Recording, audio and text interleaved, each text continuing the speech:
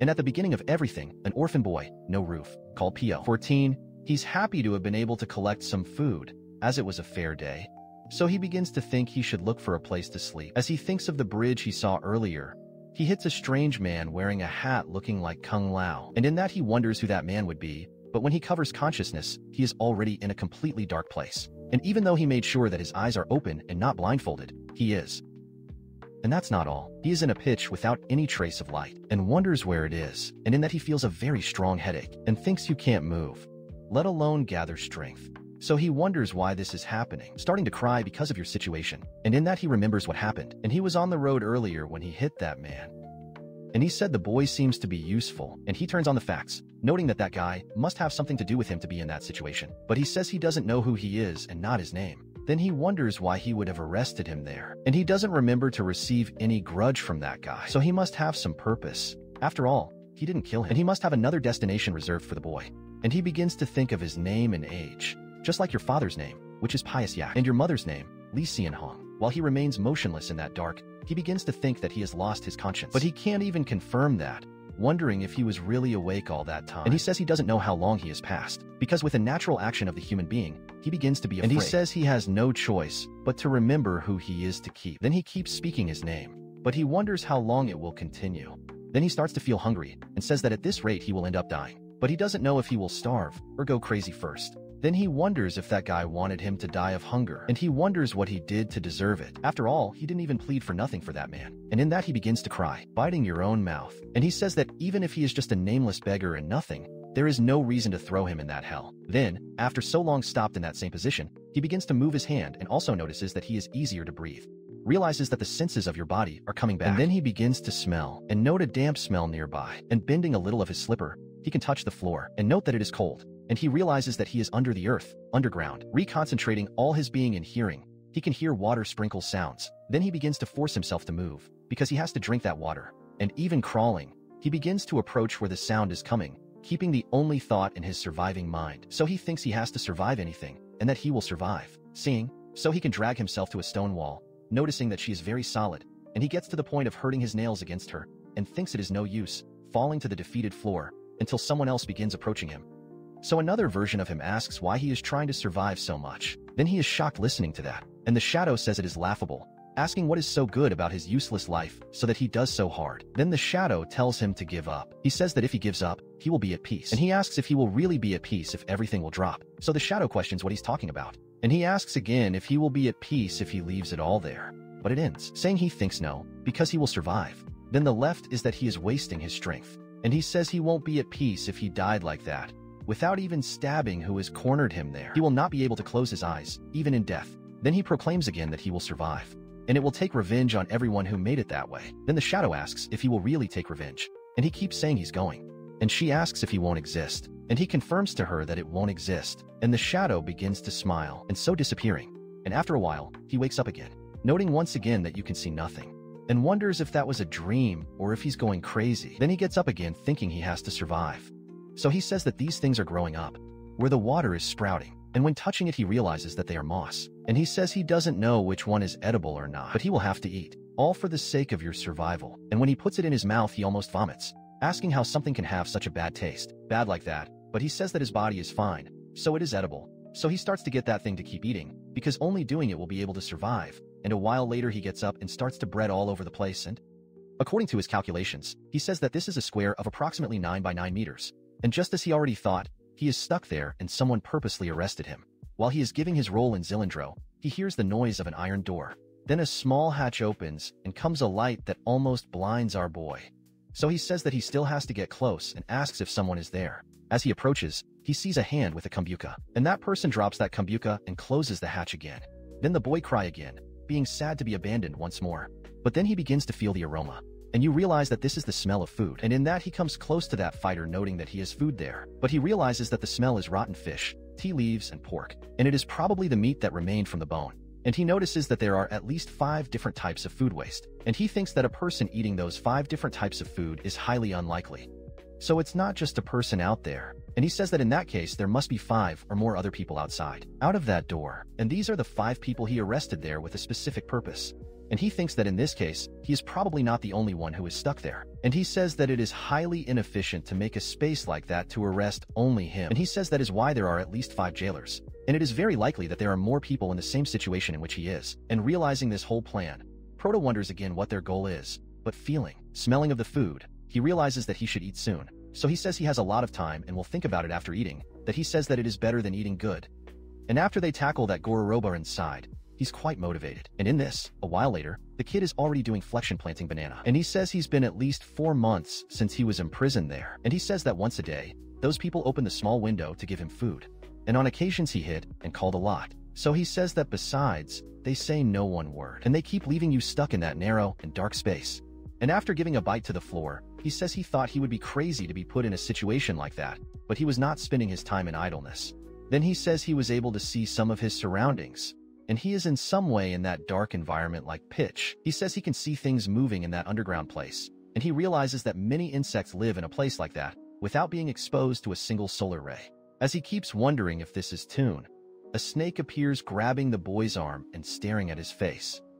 And in that, she gives a bite on his arm, and he begins to scream desperate of pain, wondering what is happening, because he feels as if his body is on fire, and he wonders if it could be snake poison. And in that he falls writhing on the floor, having a nightmare with the snake, and then he comes back. And the next day, when they put the food there, he runs to pick it up. And he's completely hallucinated, and can only think he won't die, no matter what happens. And the snake remains behind him, just watching. And a while later, he begins to see himself better and better, and note for the first time how that snake looks like. Then he says he almost died because of the poison of that thing. But he thinks some kind of change occurred inside his body during the detox process, and he says that now he can see better and better, and think that this is fascinating, asking if it is because of that guy, and in it he stretches his hand to the snake, but the snake begins to enter mode of defense.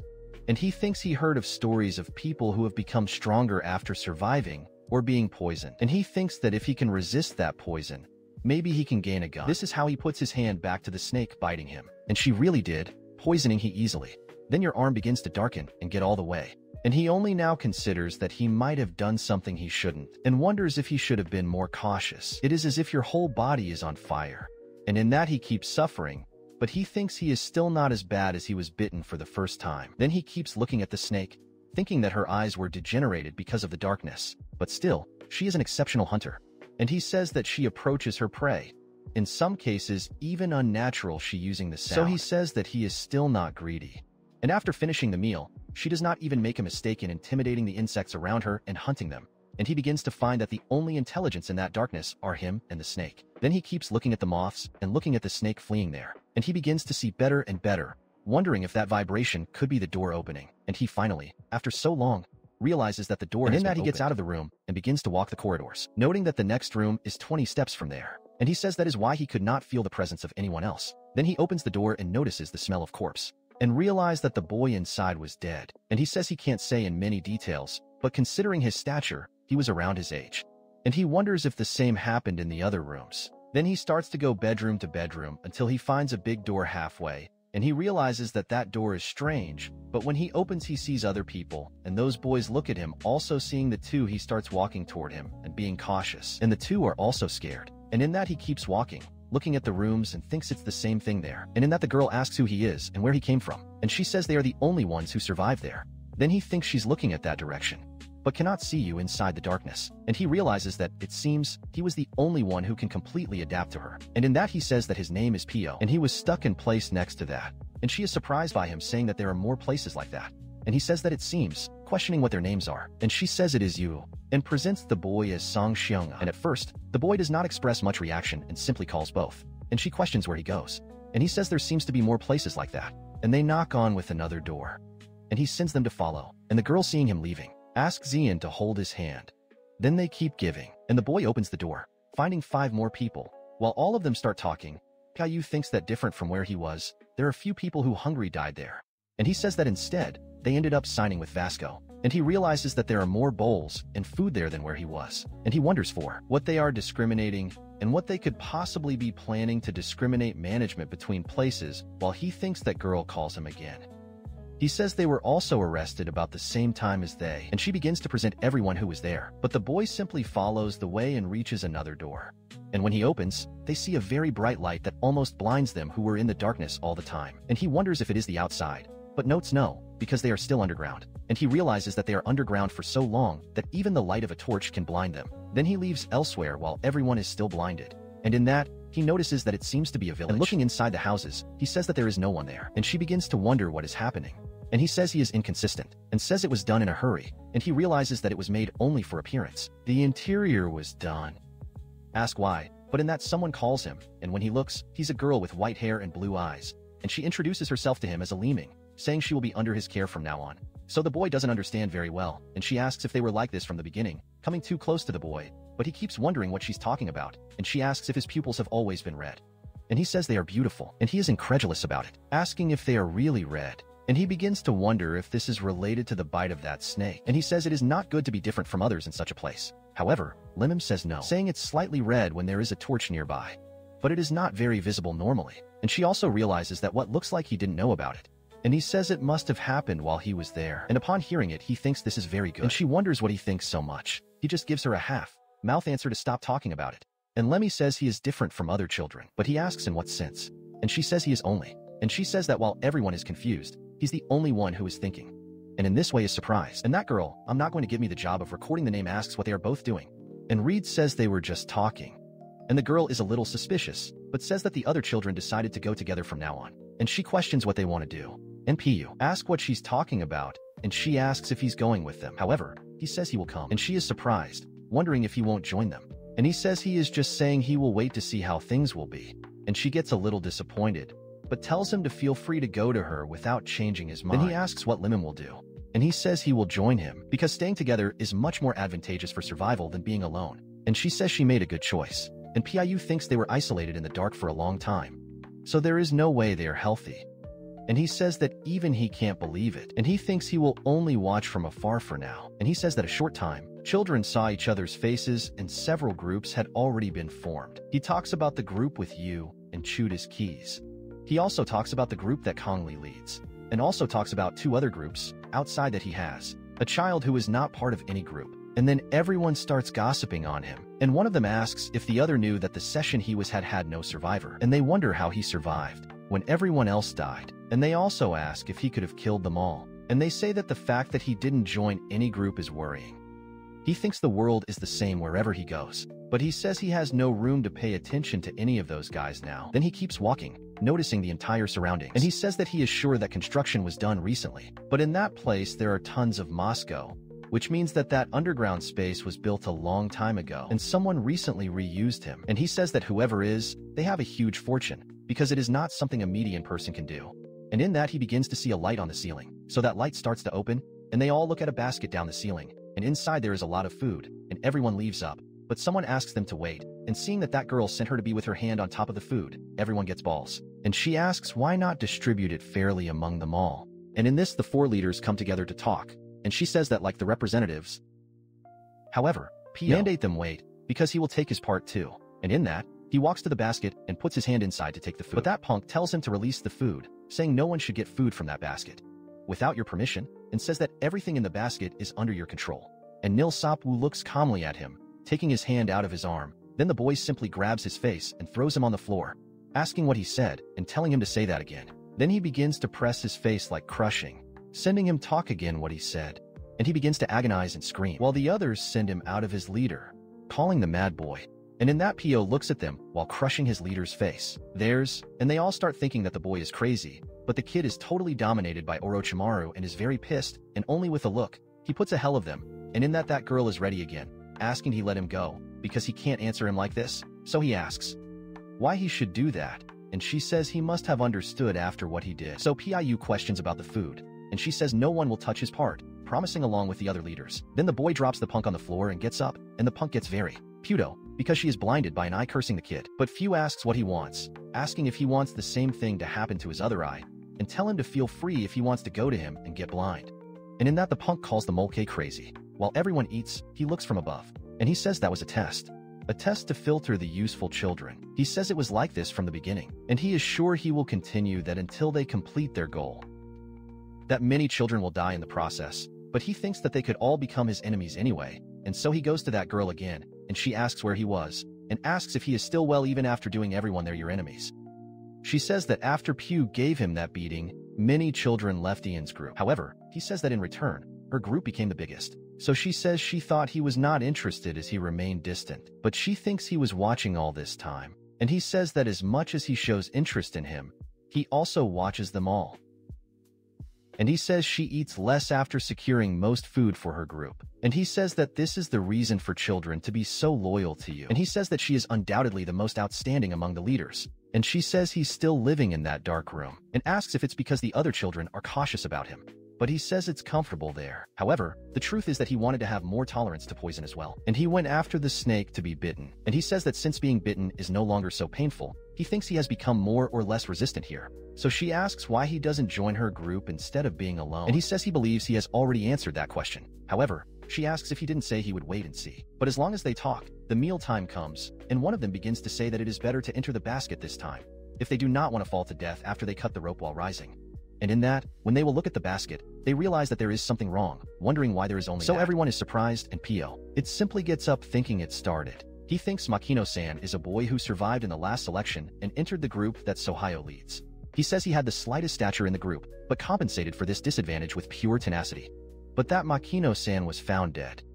So everyone gets desperate, wondering who the hell would do this, saying that he will never forgive who he did. In the PU, he thinks everyone knew why. And the reason Makino-san died was because he was the weakest, and Missy keeps looking from above. Then, after covering him with a cloth, they think they would take revenge if they knew who did. However, Shewoo thinks that regardless of who it was, this is not an important part. What matters is that one of his companions is dead, and she says they have to take revenge in the same way. Then Piu thinks that the weakest of another group will be the next to be killed. So he says the war began, and he says that recently the weakest in the group, Yong-san, was found dead, and that was just the beginning. And he says that every night someone was found dead, and they would take turns the group which killed people, and so many people died. And Pio, he says the children began to distrust each other, and became as wild as demons due to hunger.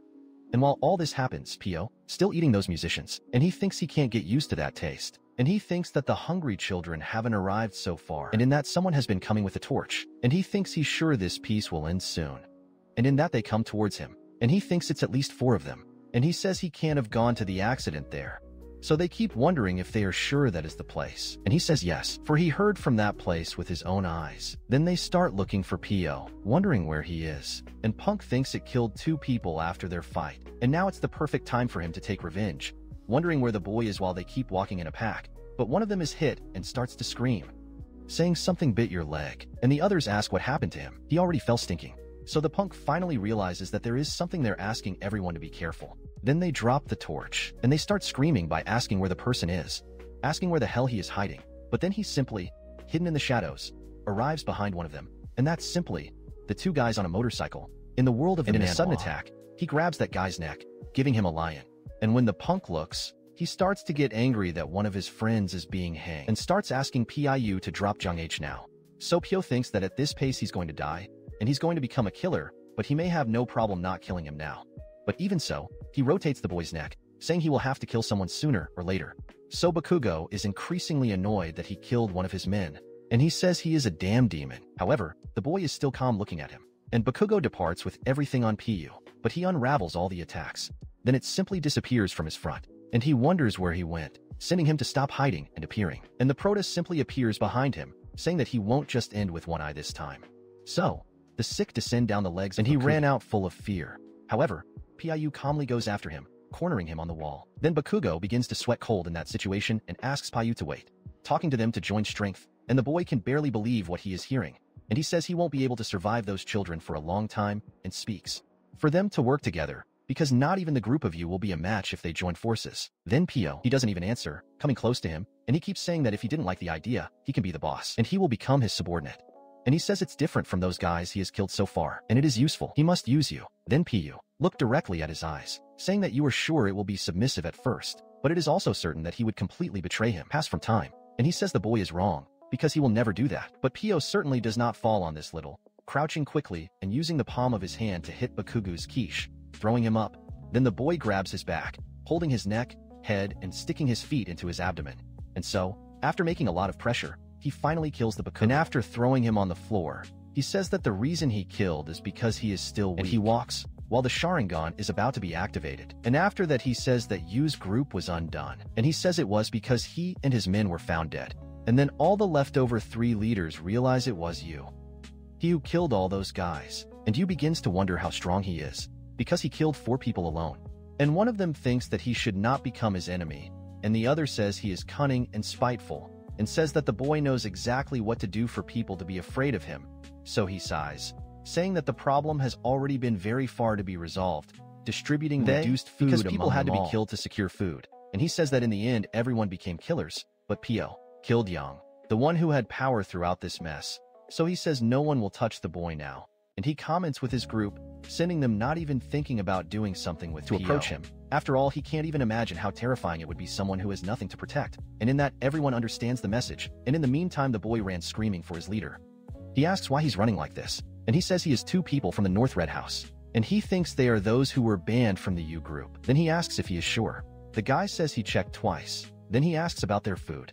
And he says they have potatoes in their arms. And they will eat them all if they don't run there. And in that, everyone asks your boss to go soon, but he thinks of it disappointed, because they are wanting to kill someone just for a potato.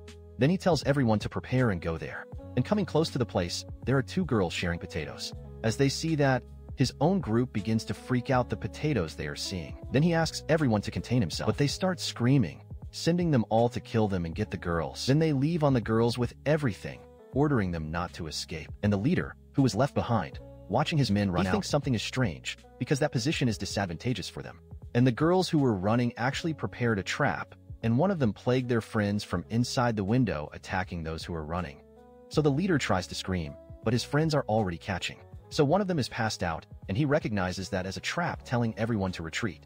But it's too late, because there are people behind him wanting to kill him, and everyone surrounds him, and says they took a large fish with a single potato. And actually everything is a plan of me. And he says they can greatly decrease the amount of mouths to feed many only today. And he says that was a rough mistake.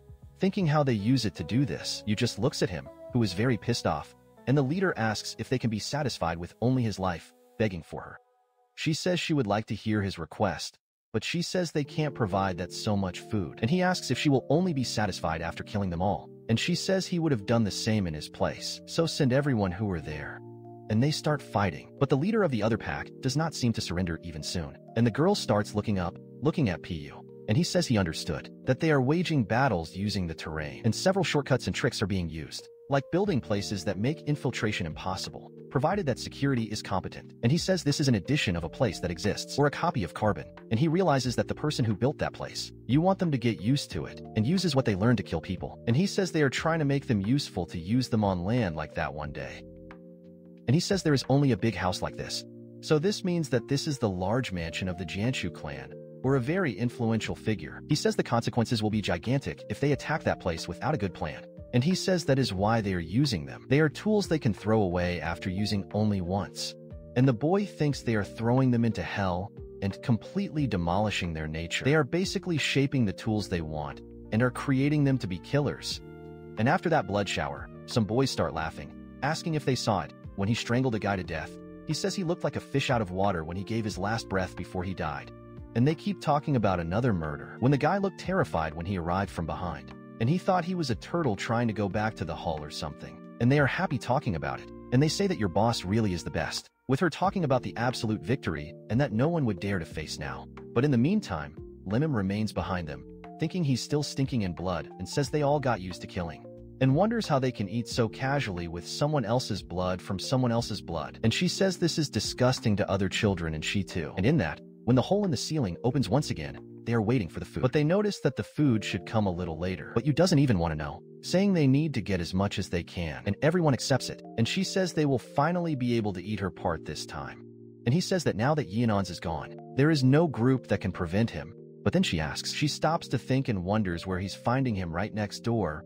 But she wonders why he's doing that ugly face, because it's like he had an eye on something, and wonders why he's so worried. And in that, the friend next to her shouts, and when she looks, some masked and hooded people are coming down from the ceiling and fall in the middle of all the children.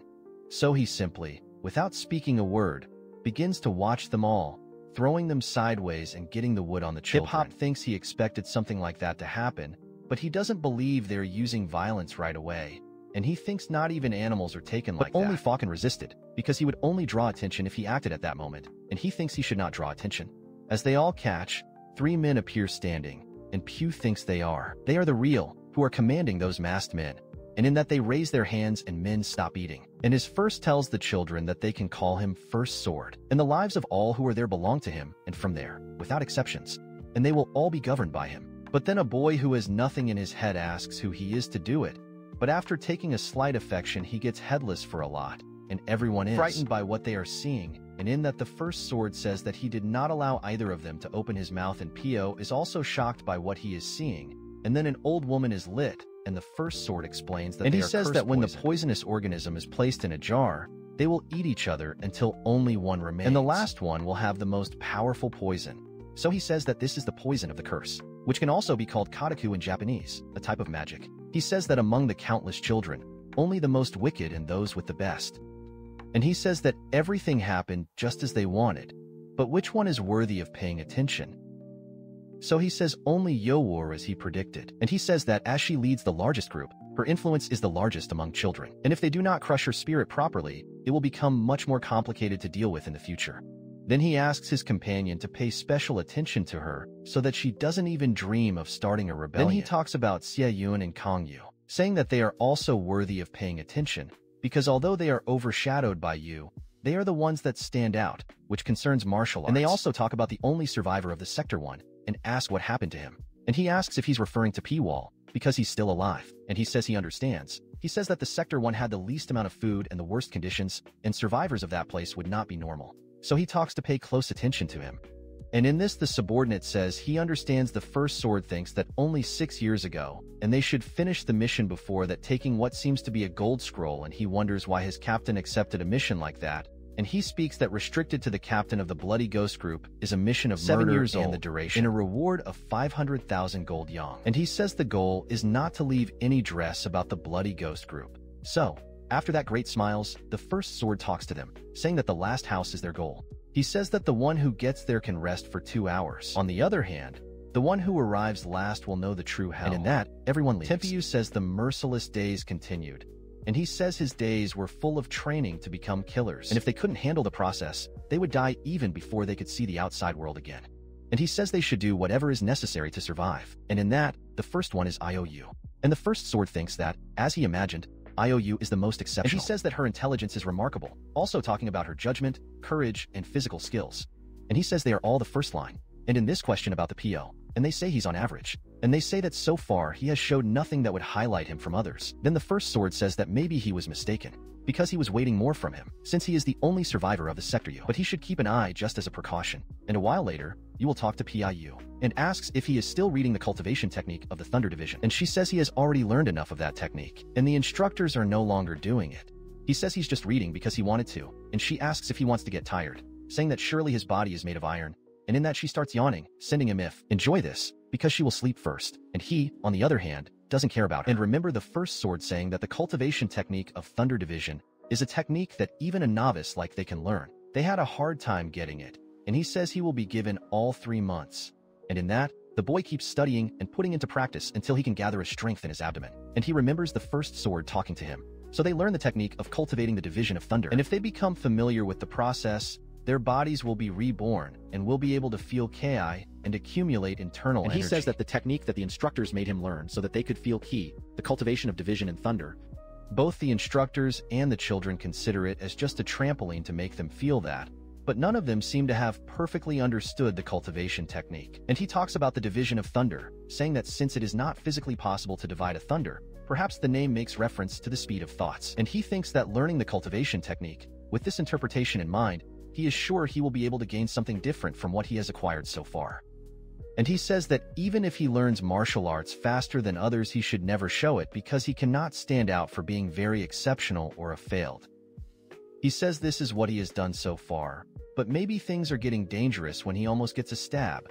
So the one who is fighting him is surprised him to have diverted, and he realizes that the boy really tried to kill him. Ask why he's doing this, and he says it's because it's not fun to have a fake fight. So PIU asks if it really is, and he realizes that the instructor is not paying attention to them since he taught them the shapes of the sword, and he wonders if he could not care less about what happens. So the boy who is struggling with him tells him to give everything, otherwise he will be just killed. And with that he uses his speed to create several clones of him around PIU, throwing his knife on the boy, and he quickly defends easily, and he says he's even using hidden blades, and in that the boy keeps trying to hit him, making a needle spiral around Piu, but he concentrates and can define them all. And in that, the boy appears behind him, trying to hit him. But Piu, once again, it can defend itself quickly. And the boy uses his speed again, but Piu, with few movements, can stop all his attacks. And it is in the center of all that attack vortex. And a while later the boy walks away, realizing that Piu managed to block all his attacks. But he says he is not funny to be just defending himself, sending him more fun. And so it leaves once again on Piu. And the boy finally realizes that he has no choice, letting his knife falls and she digs into the floor. And the boy asks what the hell Piu is doing, asking if he has given up. But as he advances, the boy quickly glues his foot on his friend's abdomen, throwing him away, spitting in his blood. Then the first sword says that their growth speed exceeded all your expectations, and he says that at the pace they are going, it will only take 5 years instead of 7. But his friend says he is underestimating the target, and he says that he is the man who has the greatest talent in all this effort. And to face a person like that, perfect preparations are not enough. He says that if they make a mistake, the whole bloody ghost group will be annihilated. And they say that this is why the captain is training those children. That has no relationship with them, so that there is no problem even if they fail. So the subordinate apologizes, saying that he was not underestimating his target, and the first sword says he knows it, and yet he must always be as cautious as possible, and he agrees with it. And the sword asks if there happened a problem with assassination techniques for them, and he says none. So he must make them strive more, but the subordinate says that many will die, and then the first sword says that the survivors will become even stronger, and enters the Piu fight. When taking the arm of his opponent, he breaks him using his knee, and the boy begins to. And our Protra, showing his side BX, just watching all that suffering along with the instructors. And after completely defeating his opponent, the first sword goes to him and asks if who did that, and he keeps wondering when they arrived. But still he replies that it was he who did that, but in this a sword will end up in his neck. He wonders when this happened, saying that his sword is very fast to be seen. He says he can't believe that a human is able to swing a sword so quickly, and he wonders if he made a mistake, and wonders if he should have held himself. And he says that all they want are tools useful, so if he makes a single mistake there. But in this first sword, he lowers his gun and turns his back, saying that under no circumstances a killer should leave traces, as he leaves a trail when breaking an arm. It will do nothing but allow the opponent to know his martial art and identity. And he says that the boy must keep it in mind and never leave any trail. Then he leaves the boy behind, and after this wave of adrenaline he breathes again, and 6 years after that, still in that city in the cave, one of the men of the first sword will look at what is happening, and then finds one of them hidden under a blanket, and he says that if he were an enemy he would be dead, and the boy is resentful of it. So the man says that no matter how diligently they have studied the breathing technique of the turtle of an inexperienced killer, it is bound to be noted. Then he can find each one of them. He says they are far from being ready, but in that he keeps saying that only one is missing, but he can't find this one. And he says they said there were 5 people hiding in that area. And he asks if they were wrong, and he says that maybe she's not there. And he says no matter how much he looks, he feels no unique disharmony of a living human there, and wonders what is happening. Then he hits the floor, saying he can't find it, sending the person to reveal himself. And in that, the person really reveals himself, and he notices that he was hidden all this time so close to him, realizing that here he was worse. And the boy leaves his hiding place, and as training is over, he asks if he can rest a little, and the man allows it. While he leaves, he gets very well engaged with the boy, so he will meet his remaining friends, and one of them begins to sing Rooster, telling the intentions of the pompous to go there. And he says he changed his face again, calling him Gyokusen, so he asks if this is not Kangwon's face, and he says he died not long ago. Then he was using her. But Pio, he says that in this rhythm he will forget how his true face looks like. And he asks who calls, because anyway, they will never leave that place. However, Pio asks if it really would be so. And he says the food is getting better slowly. So, very soon, they will receive the mission, and Pio is quite apprehensive about it. So, already with the first sword, he finally takes off that mask and thinks that in the last 6 years, 30 of the 300 children have become killers, as Django is a cruel place. Where are you dead if you don't kill? The children from there are better than him when compared when he started at the bottom of the well. And he says that his death must be approaching, because he has become very emotional. Then 2 other men go to him, asking why he removed his mask, and he says he was choking. He asks them if they don't think 6 years old is enough, saying they are free to remove them as well. And so they do it, and those are the second and third sword, Shin Yin and San Yu Shin. Then they get ready to sit down. They say it's been almost 7 years, and if there are no complications, children will be sent to missions, and they will be free from that place. This is the question how children are going, and they say they have given their expectations, and some are stronger than the instructors and almost beyond their control. And he says that it is very waste to discard them only in a use. But Seiyu says he has no choice, because that was the condition of the request, after all. And he says it's time to start the final stage, and so he puts a book on the table. And with the boys, he puts this book to them, saying that 3 of them must learn that martial art technique. And he says that the other 20-7 of them, they must murder the 3 to learn that martial art. And everyone is apprehensive, wondering if he is telling them to kill each other again. And they think they can't believe this will be their end. So the first sword says this is the final training. And as soon as they finish it, they didn't force them anymore until they leave that place. And so they get a little calmer, wondering if the first sword would be telling the truth, because they could really get out of that place. Yu thinks they are saying that 20-7 of them can rest until you leave, all if they sacrifice 3 people. So Pyo thinks they are sure. They certainly threw a bait in them. And he also thinks that those who have learned that martial art will have a target on their backs. He says that martial art is probably one that his murder target has learned, and almost certain that he is on another level compared to what they have learned. And he says that precisely why he is getting greedy. Then raise his hand saying that he will learn her. And new CEO asks if he is choosing to be the scapegoat on his own will. He says we will see if he will become the scapegoat or the wolf. So she says that it is better for him to be careful, because everyone there will go after him. And he says he eagerly awaits that. And a while later, Xiongwu kills one of his colleagues and apologizes for it, because he had to learn martial art after all of them are drawn, and he says he must, having felt wronged. But he had no choice either. But now, only one of the 3 who learned martial art is alive, which would be Pyo. So that crazy man who steals his face says this is a banquet, saying he's having the best day of his life. And they realize that Pyo, it is the only one that remained. And they say it has been a while since they lost the trail of Pyo, and maybe he came out of that place. But Yuwu says no, he's probably there. They just haven't found him yet. And she says that the last time she saw Pyo was when they were in the middle of the training a few days ago. And she remembers that. With her exchanging blows with Pyo, she says he would leave better without that sword. And she says that for some reason, she is not afraid of him when he imposes a sword, even if it is blocking all attacks.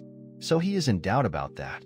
And she begins to wonder if she gave unnecessary advice, as he is already a complicated opponent of dealing. And the stolen face guy begins to ask what they think of killing instructors instead. And he says it would probably be much easier to kill him than Pyo. So one of them says he agrees with that. But Chewbacca says that there is no way they have not prepared counterfeit. To random they decide to do that. And you're sure they put some restriction on them.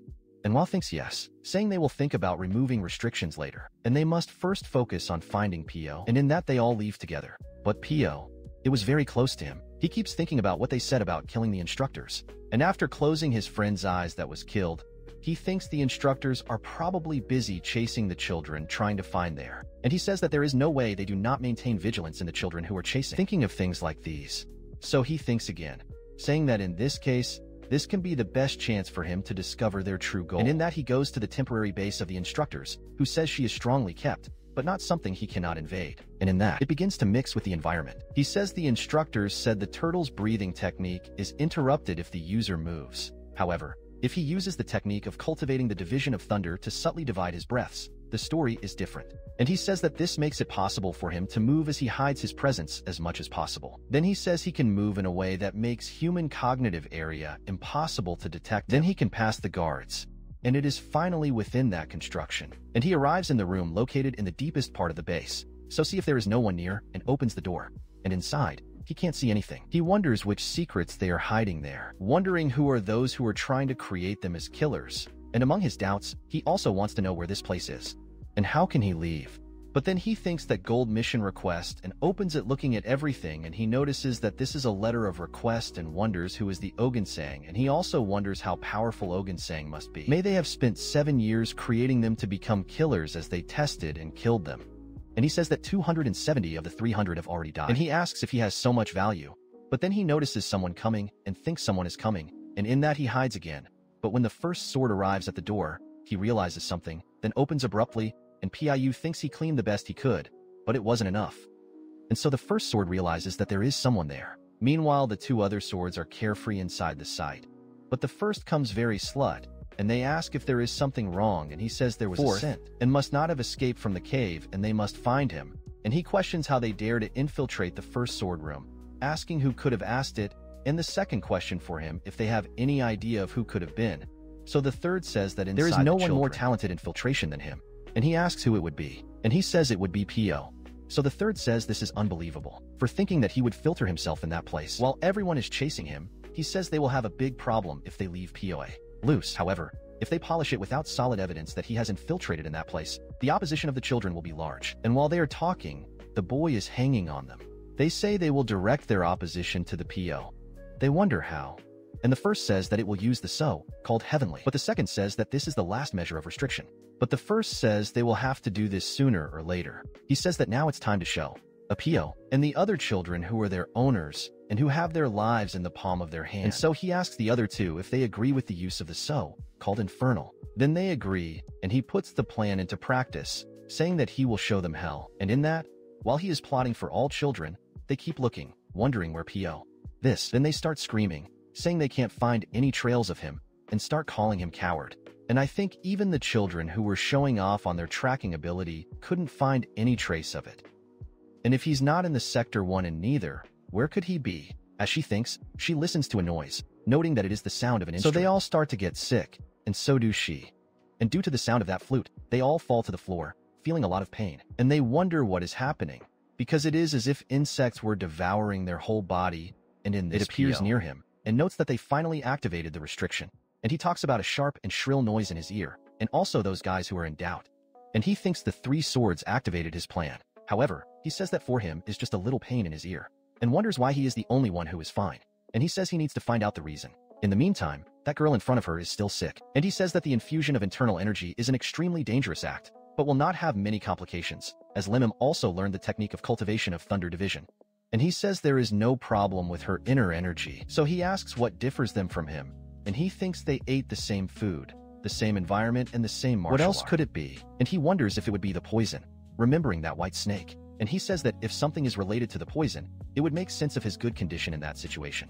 And he acquired resistance to poison when he was bitten several times by a snake. But he wonders how they would wake up poison in the body of 20-7 people at the same time. And he says it is impossible to activate poison with only one sound. But then he thinks a little more and wonders what would happen if he was not poison within his body, but a poisonous insect. And if they mixed the cursed poison in their water and food and are stimulating it through sound. But in this, the guards approach him and say they fainted there. As they approach, Piu thinks about what he should do, wondering if it should run, but he says no, because if he does it, maybe they find that he has resistance to the poison. And he thinks that as he was doing, he cannot let him know that he is different from other children. Then he falls to the floor pretending to be in pain. And when one of the guards calls Pio, he screams his name, and the first sword appears automatically, pulling his sword and hitting the boy. And he asks what he saw in his room. And certainly managed to hide its talents well so far, because never that prey protruding how he would lose the cut as he grows. And he says that the discomfort as he is better killed. So he takes his sword, wanting to kill the boy. However, the second says that he cannot, because he is an expert in infiltration and they need him for the mission. So the first sword says that the other children are enough. But the second says that he knows as much as he is not true. And the first one asks if he thinks it would be easier to control him. And he says they can manipulate him when they want, as they have the so-called hell. And he can see how powerless he is before that cursed poison. And in this the boy keeps pretending to be in pain. And the first and second look at him, and send the henchmen give an antidote to the children. Then they serve an antidote to everyone. And everyone starts to wake up. And the first sword says it is the fault of Pio, that they all have been punished. And that would never have happened if he had not infiltrated his base.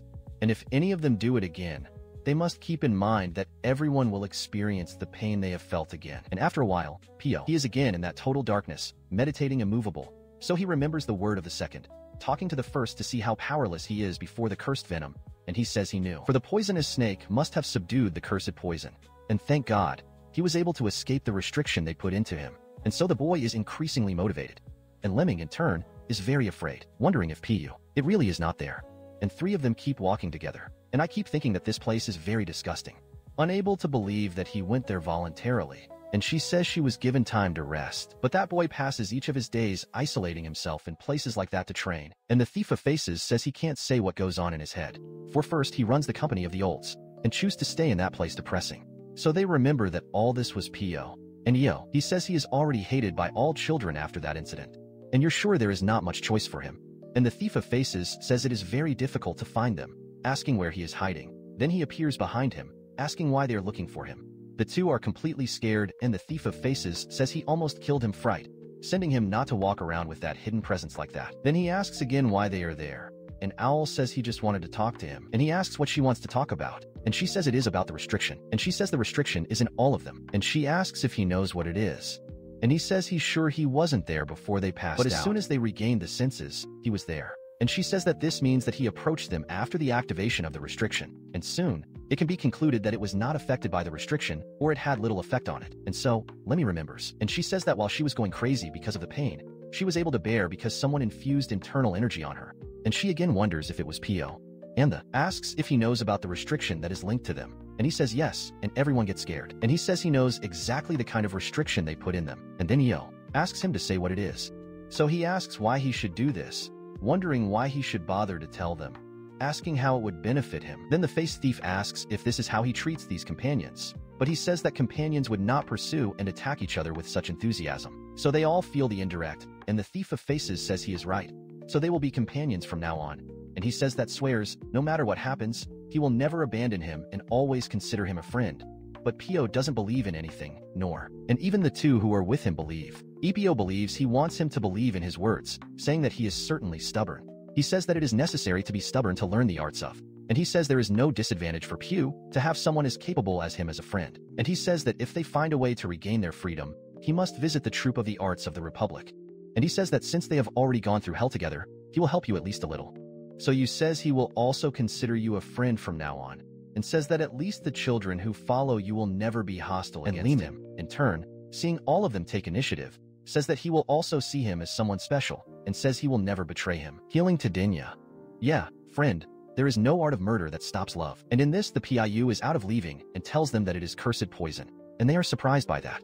He says that they were all poisoned with cursed poison, and he says he is a poisonous type of organism. And he says that he usually gets dormant in his body, but releases poison in response to the sound waves of the playing flute. And he says that this poison flows through their blood vessels and attacks their internal organs. Then he asks how he was not cursed by the poison. And he says he is naturally poison resistant. So he says he just doesn't have a very strong impact on him. So she is surprised by that. And he says he is told everything. So they should find out how to remove the cursed poison on their own. And he thinks it is better to have as much variable as possible, because even if only one of them can escape the effects of cursed poison, this would create countless variables. And in that, Lemon begins to be thrilled, saying that he can never decipher him, because he is always so mysterious. So you thanks you, saying that you will make sure to pay it to him, saying that he can feel free to go to her if you need something, and she will help you with the best of your skills. So he says she's right, and they all leave. But Li Min is left behind, and tell him that he is called Li So Min, and he is in doubt about that, and she says it's her real name, and he says he wants him to remember that. My friend, I'm shipping both. Even though she is kind of captain, he will roll, right? And after revealing her secret, the girl simply says she wants him to remember that. Going away, and Pio is not understanding anything that has happened. And in this, a while later, the first sword warns that they will leave the cave, and everyone thinks that finally came that day, and they call you, saying that after the instructors leave, it will be her turn, and she will be responsible for lead the children out. And she is happy listening to that. And the first sword again wonders how many of them will survive, because those children are strong. But the target is a martial artist with the greatest talent of all of Yangyu, and he says that they will have great difficulty surviving. But none of this is your account. He says his role is over, and he will retire and abandon that life as a killer. Then he leaves that hole, and everyone is happy, because they can finally leave. And Yu says that since the basket is not too large, half of them can go first. Then she begins to order. However, can't believe they finally leave. So she comes to talk to him, saying that they assume that they will be sent to a mission soon. Then he says that this will probably happen, and he questions what happened to the cursed poison. And she says some of them were detoxified. He says that Min knows a lot about poisons, and he wonders if it was he and Min, and she says yes. So it says that all that remains for them is to survive, and calls the boy. And after climbing them all, it comes to the last group, and then everyone rise in the basket and keeps thinking that they were in such a deep underground place. And he says it was not just the infernal place, but hell itself. And say, it has spent 7 years in such a place. And the thief in the face starts to be happy, because it's almost outside and they are finally leaving. However, before actually reaching the sun, the dick begins to tear his clothes, and says that if they do not want to be blinded, they must cover their eyes. And everyone does the same thing. While he rises, he thinks it hurts, because the light is very strong. And so, when they are finished being lifted, someone comes close to them, saying it looks like they created some useful. So he asks who that person is. And the man says he is sure the customer will be satisfied. And Pio, note that his voice seems to lack emotions. And he says he can assume that he is in an executive position for the way he speaks. Then he begins to think that this man must be the captain of the Bloody Ghost group. Then he tells someone to guide them to the carriage and take them to the Clear Wind mansion. Make them adapt to the outside world, and some people appear to accept his order, taking those children, but P.O. He continues to think he memorized the voice of the captain of the Bloody Ghost group. And in that it begins to be taken by the carriage. And on the way, the captain says that there is where they will all be, and they will get used to abroad in that place. And he tells them not to let his guard down, just because they left the underground, for he will personally kill everyone who is insolent. And already in your room, it begins to look at the sky, while your roommates are afraid of him. And he says that even if they are in the same dorm, they should not behave with him. But the face thief asks who said he would go. And the boy says that now that they are abroad, he should take a shower. But he asks where he would. Then he looks a little. Lunch, and all of them go out to throw water. And after the shower he lies on the grass and says that the moonlight, the wind, and the water is refreshing. They are finally outside, and only now he notices that, and a few days later they are already playing outside. They begin to observe even the smallest details, being happy to see flowers again. While everyone smiles unhappy, someone arrives stepping on that flower and throws 2 daggers near the girls and says weapons will be distributed to them. So they should keep well, as they will use them soon. And so, a while later, already in the district of Brisa Clara of the Great Lunar Palace, the captain continues talking to the first sword, saying that thanks for his hard work. So he says he only did what he should do. But the captain says that his group became more prosperous thanks to his sacrifice and that of others. So he doesn't know how he can repay him, and he says there is nothing to repay, and he would be dead if it weren't for the former leader. Then the captain says he did everything he could do, and now he can rest. And the first sword asks if he is allowing his retirement. And the captain says that of course, not only his, but also the retirement of the second and third sword. And so he thinks. But the captain says it is nothing much, because he always gave all of himself by the Bloody Ghost group. So this is the least he could do. But the first sword says that those children are truly a waste. And the captain doesn't seem to like it. He says they are very talented to throw away after a single use. Then the captain says he knows, and it is a shame to discard those types of talent. But he says there is no other choice. And he says that their relationship with him ends there. Then he asks if he managed to find out who the customer is. And he says no. And he says he should not cross the line if he wants to stay in this business. And he says there is no reason to give more work to irritate a big shot who is willing to pay 500,000 gold yang for a request. Then he remembers something, and says that until the Bloody Ghost group creates enough to be aware of Anga's largest group of Anga, the White Spirit Lotus. He is as cautious as possible will not even be enough. Then he says the Bloody Ghost group will make a huge leap if he can complete the order. And he says that as soon as they do it, it will not be impossible to reach the White Lotus. Then he gets greedy. But the first sword shows no like that. Meanwhile, the PIU simply makes an Inisuk cosplay, carving his entire dagger and stylizing it. And the face thief asks what he is thinking now, asking if he is shaking with fear now that they go to a mission. And he says he's really scared, in a way, but he says he's lying again, asking if he would be shaking right away from everyone. However, PIU says he is what seems to be more tremendous, considering he is talking more than usual. But in that, Bakugu that steals his face is all horse. And several of those maniacs that were created in the whole say that it is nothing that he wants more than being put into that mission as soon as possible. And he says he feels that he can only be rewarded for all the suffering that has been cutting to someone's head. And in this the Pew hardly believes. Then someone shouts outside, sending them out with the weapons given to them. And the man outside says that they will all steal to a place. Then Pio, he thinks he finally started. And in the forest they start to move. Then the fourth sword realizes that they are following you without getting lost. And he says that Brother Seni taught them a lot. And he says this is waste, for those children lose nothing to their normal members. So coming to the cliff, he asks everyone to stop and send them to hide. And in this, everyone disappears quickly. And the fourth sword says that their goal is in that mountain. And if they climb the mountain according to the instructions, they will see a mansion identical to among those they lived. The man inside the brilliant lunar palace is their target. And he says that the bright lunar palace is a small house around the mansion. And they memorized the way there thousands of times. And he asks who the hell is the bastard that made them be arrested in that hell for 7 whole years to be trained as killers. However, it is the only one who knows the truth and says that this is the Wugong Sang. So, elsewhere, a woman with long black hair is paying attention to a flower. And when it touches the flower simply disintegrates. Then asks if she is alone again, calling her Sora. And the one that appears behind her is the leader of Cientime. So she calls that woman Master, saying she came out because the breeze was great. And she says the girl is unnecessarily sentimental as usual. And in that look at the girl with a lot of hatred, saying that she must have forgotten who welcomed her when she was just a child begging on the streets. And he also says that it was she who washed, fed, and taught each of the martial arts that shaped who she is today.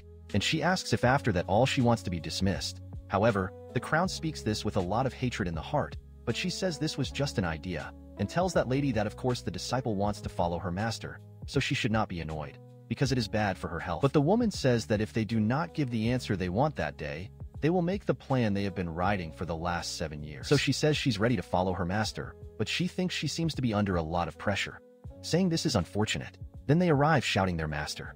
And the girl says they received a letter from Qinsha, and she asks what was written, and she says they gave her the proposal they wanted. And you say this is great, but the girl thinks that in the end it's over, and the crown says it all depends on it now. The fate of your sect is subject to the girl's performance, but she tells you not to worry, for she will fulfill her role. So she thinks this is a shame. To think that she cannot make that child talented as her legitimate successor, and she is still sad for her only limited use to be a political tool. Then the girl begins to notice the change of climate, and the other question how they should deal with that subject. And she asks what this is, remembered quickly, and asks if the girl is talking about that plan, and she says yes, asking what they should do, leaving the crown quite thoughtful. And going back to the forest, he wonders how long he has passed, wondering if it is still in the morning. And he says the murder will take place at night, so they still have time left. However, he is more used to darkness than with light, and he thanks his luck for resting while he is ready. And in that he begins to get lost in thoughts, and it all starts to become monochrome, until he realizes that something is wrong, and he has a bad feeling. And in this an arrow is flying in one of his colleagues, and he is killed quickly, and Pio, it is desperate to see this scene. And in this the whole forest is hectic, and the man who dug it on the floor appears. Then he removes his spear from the floor and noticed that it was true, saying that killers were hidden there. Then he throws the boy away. After killing him, he asks how they use killers hide around the Qinqing mountain, and he says that they should not value their lives. And this is Yajinoki, and he shouts at his men, saying they came to invade the sect here in Shun, and he must find them all and kill them. And so the whole battalion agrees with that, and Piu thinks they are at a disadvantage, and says they should retreat for now. While the boys in the sect will all delicate to pierce the earth, they go out, and all the killers go to various directions, running away quickly. And Piu, they have them dispersing, for they will regroup as soon as they get out of the siege, and so they are divided into the air. But men keep following him, and Yashinoki wastes no time, throwing himself completely backwards. And so he throws his spear on one of the killers he was running, and he sends another of his men to deliver his spear, doing so again, and hitting one of the boys who flee, and he keeps doing it with 3 of them until he finally hit the room. So he will try to hit the last one. But the last one is nothing less than our Prota, and he can deflect that blade, throwing her to the floor. But not happy to stop the attack, he throws the arrow back directly on Yajinoki. As they see the arrow passing, they wonder what that is. Then Pio, it appears on their side, going through everyone's minds and killing the boys. And so the arrow keeps going towards Jinook, but he doesn't even move and the arrow doesn't get it fatally, but it takes part of his ear, and he says that this is a surprise, ordering them to go after him and leave no one alive. And Pio, he thinks it is impossible to kill everyone, and he says he first needs to get out of there. Then he tries to escape, but Yajinoki takes a spear and continues to go. Meanwhile, one of the killers who was hit continues to drag itself, bleeding along the way. And Yajinoki appears on his side, and he tells Yajinoki who doesn't want to die, wondering what he did wrong. And Jinoki says they dare to invade his prestigious Qinqing clan, and although they are mere murderers, he says that is what they did wrong. And so you finish killing the boy. Meanwhile, Pio, he keeps running and wonders how they knew they were hidden. He says they didn't come across a single person in his way to the mountain, but then he remembers Snoke saying it was true that killers were hiding there, and he realizes that someone leaked the information, and he says he is the only one who knows the identity of his target. So who could be the culprit? And he says that, stopping to think, he does not see the 4th sword and his subordinates, and he is sure they retreated before they were ambushed. He realizes that the reason they let them be ambushed was to destroy the evidence, and in that the boy, it begins to be shot by a shower of arrows and manages to escape from them all, but as he throws himself back, he is hit in the shoulder. So, even wounded, he tries to keep running, but wonders why, wondering if there was any conflict within the Bloody Ghost group. And he even wonders if the customer would have changed. And he says the only thing that is certain is that, at the moment, the Bloody Ghost group abandoned them. And in this case, he decides to make a change of plans, and he goes to a cliff, and one of the men will try to find him, wondering where he would be, but Piu appears on him and tears his throat, and he says he will need to survive. And after realizing that they are getting close to him, he throws himself into the sea. And leaving the beach, he notices a code saying they are about 600 meters to the north. Then he goes to the place and realizes that the person who wrote the code is injured, and he thinks this is very serious, saying that he is sure and is in critical condition. And in this other men appear, and he can't believe they have created an inescapable network, and include us the day just to kill some killers. So he says that considering the different uniforms that martial artists are using, at least 7 clans are participating, and he says that taking into account the scale, that doesn't only involve the Bloody Ghost group, and in that he notices something, and a person appears almost killing him, and he can get out of his way quickly. But when he looks at the person's face, he realizes that he is Lu Min, and he realizes it was him, getting a little quiet. And when she says she's happy to see, she begins to faint, and in that, he holds before she hits headlong, and notices that she is seriously injured, and says that at this rate she will die. Then he asks where the others are, and she says that almost all were killed. Then he asks about Yu and Sun Chun, and she says she doesn't know what happened to them, for everyone's separated. And she remembers the moment with them all going to different places, and the girl crying a lot, and she says they stayed and fought to the end to save as many people as much. Then he starts to be sad about the situation and pour her up, saying she will die soon. But Li Mian says he knows that. He wonders if she is not scared, questioning if she doesn't want to live. And the girl says she wants, asking if he can save you. But he says he can't. So she says that's why she had given up. She already knew the state she is in, but it is relieved that it will not die alone. Then ask if he would stay with her to the end. And he replies yes. And she says I think in the end, it's over. After all they went through to survive, they will die that way. And she asks who it was and why they did something like that with them. And she says that she doesn't even know the person who has controlled her life and forced him to be passed out by overwhelming power. And he says he expects them to feel the same way, someday, deceived and horrified. But in this Pew says it is because of Wu Gun Sang. That's why Lu Min is in doubt. And the boy says his murder target was a man named O Gun Sang from the Qinshan sect. And he says someone sent a request to the ghost group to kill O Gun Sang from the Qin Shan sect. Then he says that as a result, they were kidnapped and created as killers for 7 years.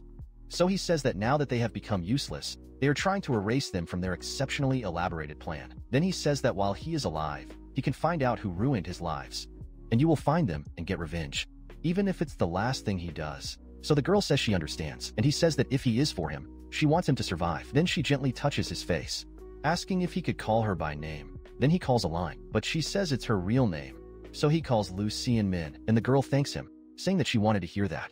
Then finally die. And after seeing this with your own eyes, he says he does not know who planned this, but he will erase his existence from the face of the earth. Then the boy tells you all to watch what he will do. So in the sect, the captain learns that they set an inescapable network, and it is impossible for them to survive. And the captain says that now that he really happened, he realizes waste, because to think that they would have to discard them after spending so much time creating them. So he says he knew they were disposable pawns, but never waited that they would be sent to death before they could use them at once. So he keeps smiling saying that. And the fourth sword asks if this place is not in danger either. He asks if it is because of the client, and he says he doesn't know why, but they chose to destroy the evidence. And he asks if it would not be much more effective for them to eliminate them too, to completely prevent the leakage of their secrets. Then the captain thinks of it, speaks of what makes sense, but he says that they could not find that place.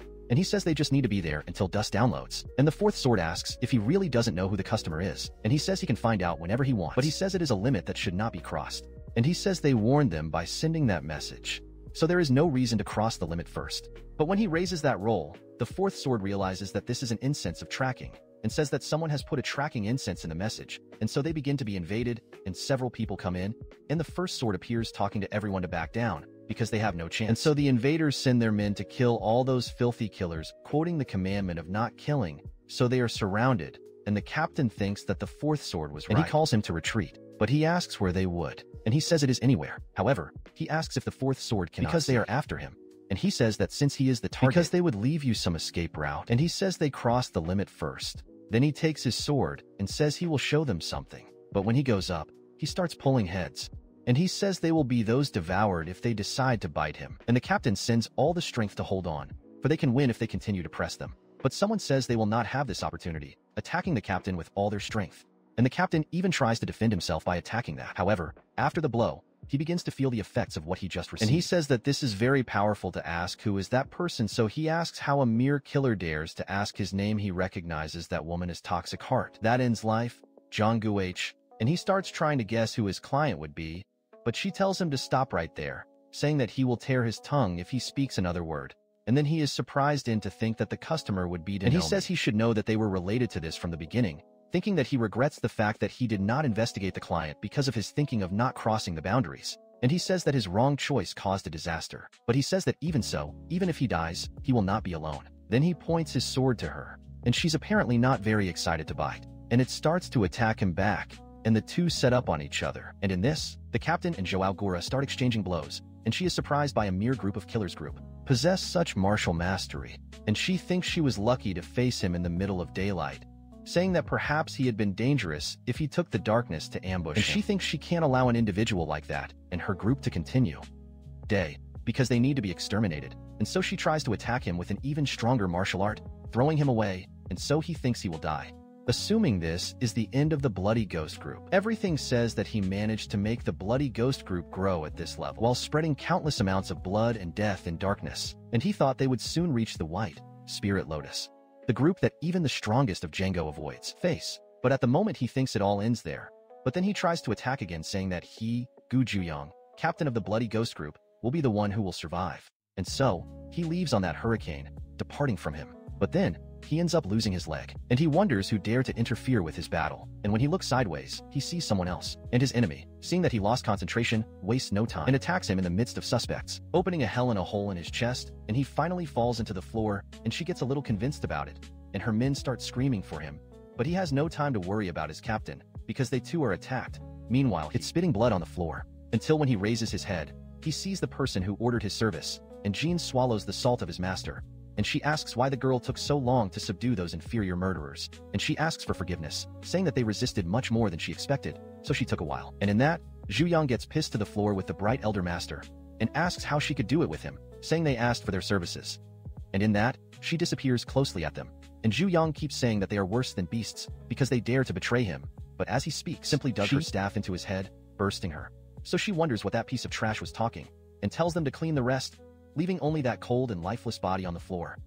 And in this, the rest of the left are also killed, and the one who trained worse ends up falling. He says that since the Brightness Elder Master became the leader, they have been increasing their strength at an alarming rhythm. They are really powerful, and in that he questions the name of the person he killed, and that same girl says her name is Yong Seora. And in that he says he heard that one of the disciples of the Elder Master has the beauty of an unequal angel and talent, and he realizes it was her, but she says they are just exaggerated rumors. And he realizes that being a killer for decades was not worth it, for he is no match for a CNT-made disciple. And in that he falls dead back, and the girl just lets him join her master. And in that her senior sister says she is late, asking how she could talk to the mere killer, and the girl apologizes. Some men bring a prisoner, saying that he is responsible for guiding the newly created killers to the area near Maintea Qingshan. And the old question how many killers exactly he brought. He questions why she is asking. She says it's not his account, sending him just answer the question. He says he doesn't know either, and she questions how he dared to lie to her. He says that even if he knew, he would not tell him, asking if she really thinks she would tell her after all they did to him. But the crown says that he acts as if he had some resilience, despite being a mere killer, and in that she gets very badly invoking her art. Then she grabs his head, activating a dark power that makes the guy start screaming. And Nils, she says she asked how much they are, and he starts talking, even feeling a lot of pain and putting blood out, saying it was 20-8, and he asks her to kill her soon. And in that she leaves him behind, and asks your disciple how many she said they have been killed so far. And she says they were 20-4, and in that she realizes that she still has 4 left, and they must eliminate all worryable variants. And so they go after what are left over. Then she talks to Sora, saying that her role from now on is crucial, and asks if the girl understands that. And she says yes. And in this, the master says he will send someone to the Kenshin sect to organize a meeting as soon as this subject was resolved. And she sends the girl until then prepare her body and heart for marriage. And so the girl agrees, but even with regret. She says that all this is for the sake of the sect. However, the girl doesn't seem to agree with that much. And in the forest, Piu continues to run over the trees, and he notices that they are strongly watching the way out. And he says that in this case he will come in. And he activates his snake Sharingan well, and thinks that if they want them to die as natural enemies of Django, he will do as they want and become their worst enemy. And in that morning, a boy goes there with the guards and goes to the forest to look for some things. And getting there, he stops to see where he goes. But Pio arrives behind him. Apparently he won't go anywhere because Piu already puts a knife around his neck. And the boy questions who he is, but Piu gives a cut on the side of his leg.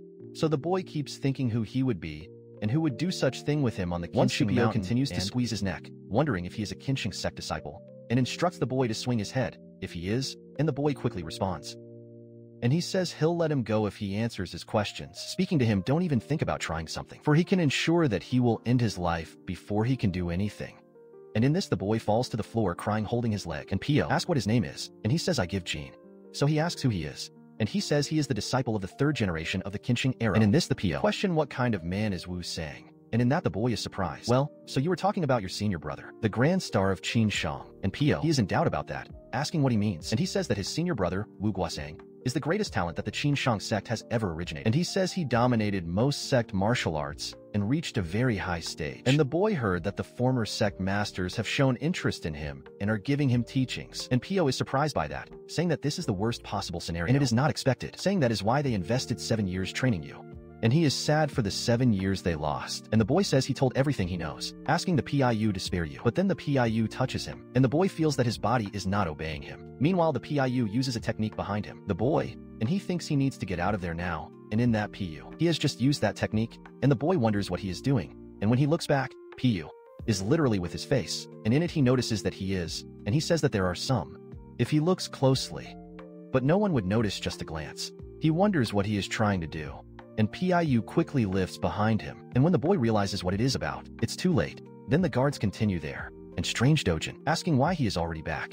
The boy says he forgot something, and they say the boy is a windhead. He has him pay more attention next time, and in this the Pio ends up entering the sect, and he keeps walking calmly through them all, while literally summons his key with Kamaya, and he passes through all of them just thinking about anything. After following his way, he arrives at the residence of Ogun Blood, and look with a lot of hatred for that residence. And inside the Shangqing Palace is rolling a meeting. Then the leader of the sect asks if the situation out there calmed down, and they say they are almost able to track the rest of the killers. And the leader says mere killers dare to aim at his sect, and asks if this is acceptable to your younger brother. And he says that of course not, speaking that it is highly likely that someone has arranged this. And the leader asks who they think they could be, and he says it is too early for them to accuse someone. It is lacking information. That's why he sent some disciples to investigate. So he says this is expected from his younger brother Wu. But the other says that whoever is, this is unforgivable. It's just that she was the best sword in the sect. And he says that his sect currently has crucial infliction point. And he says they need to punish the culprit so that it never happens again. But then the second tells him not to worry, saying they will do that. And then it is spoken of war between heaven and demons.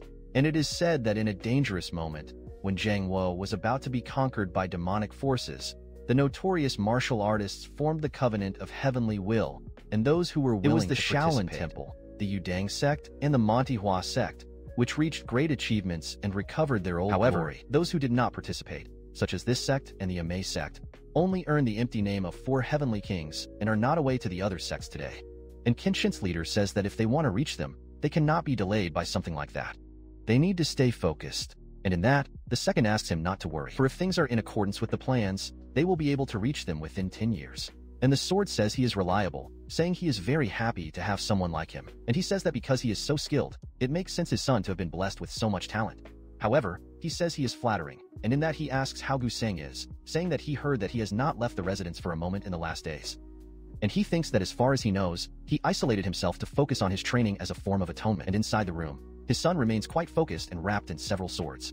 And he says he feels a lot because he is not able to raise his son properly. However, the sword says it's okay, saying it's normal for a boy of his age. He is a very vigorous young man. Because he's apologizing, I don't know, but he'll know in a little while. And he says there is no need for him to apologize for something that has already been peacefully resolved. And he says he'll make sure he gets back.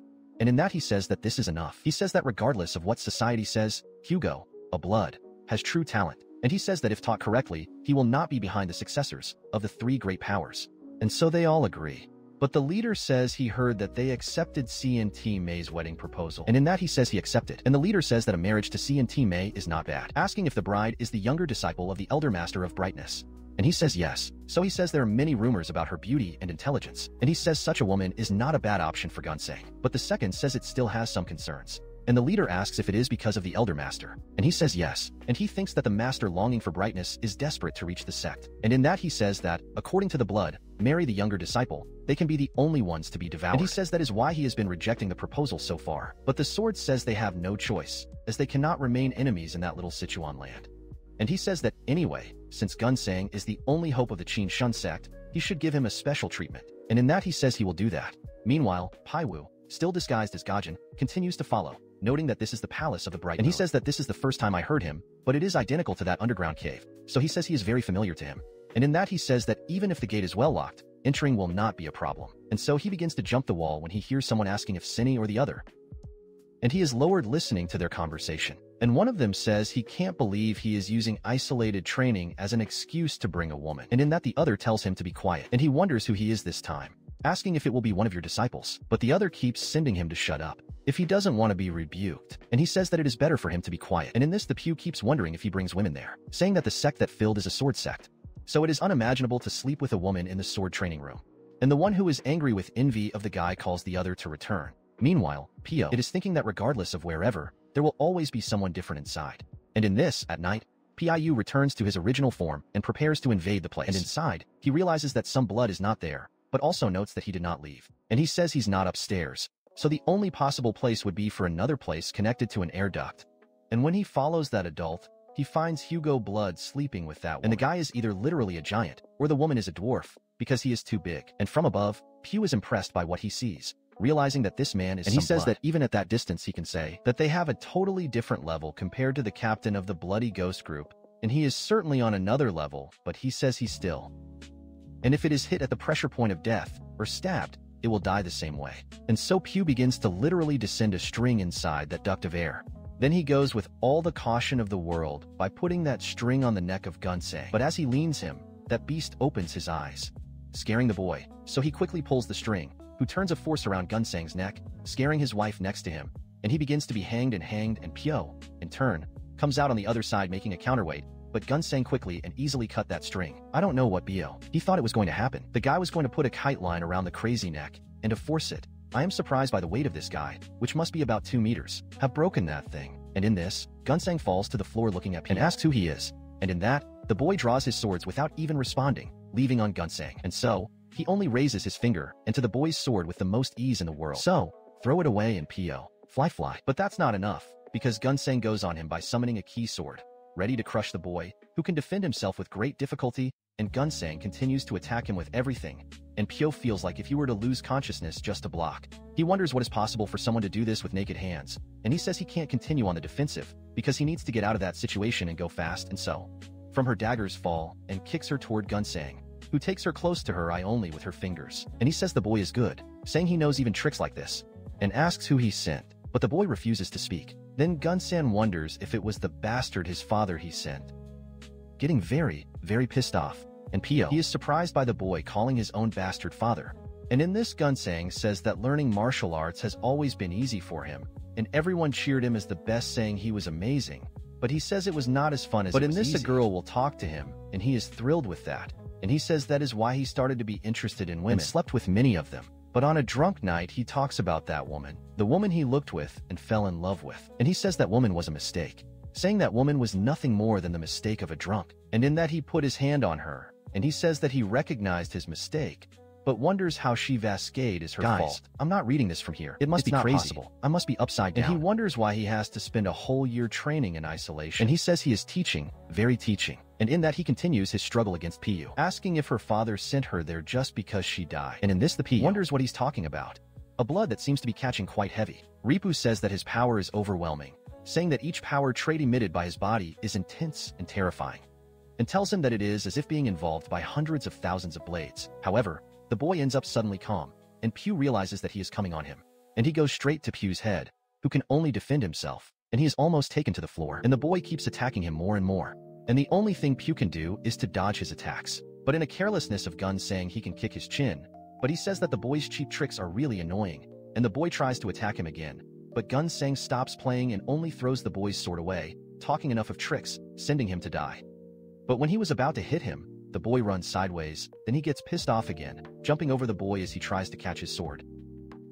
To take one of them on the floor, he pays Gun Sang, who defends himself quickly, but the boy continues to take several swords and stroking him, and Gun Sang continues to deflect them all until he falls to the floor and begins to start walking towards the boy, and Pyo thinks that as he thought, it didn't work. But he says that he still has no other way, saying that it has no choice but to keep attacking, and so he continues to attack the blood with all the swords that were there. And the boy lifts his sword, putting near his face, activating the secret technique Kinsheng, 70-2 laminar waves, and thus he throws his blades over the boy, who is almost swallowed by a tsunami.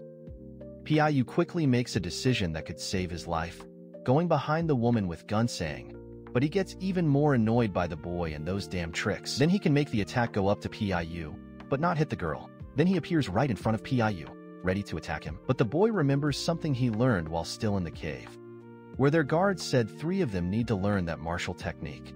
And it was at that moment that Piyu decided to be the scapegoat for his own will.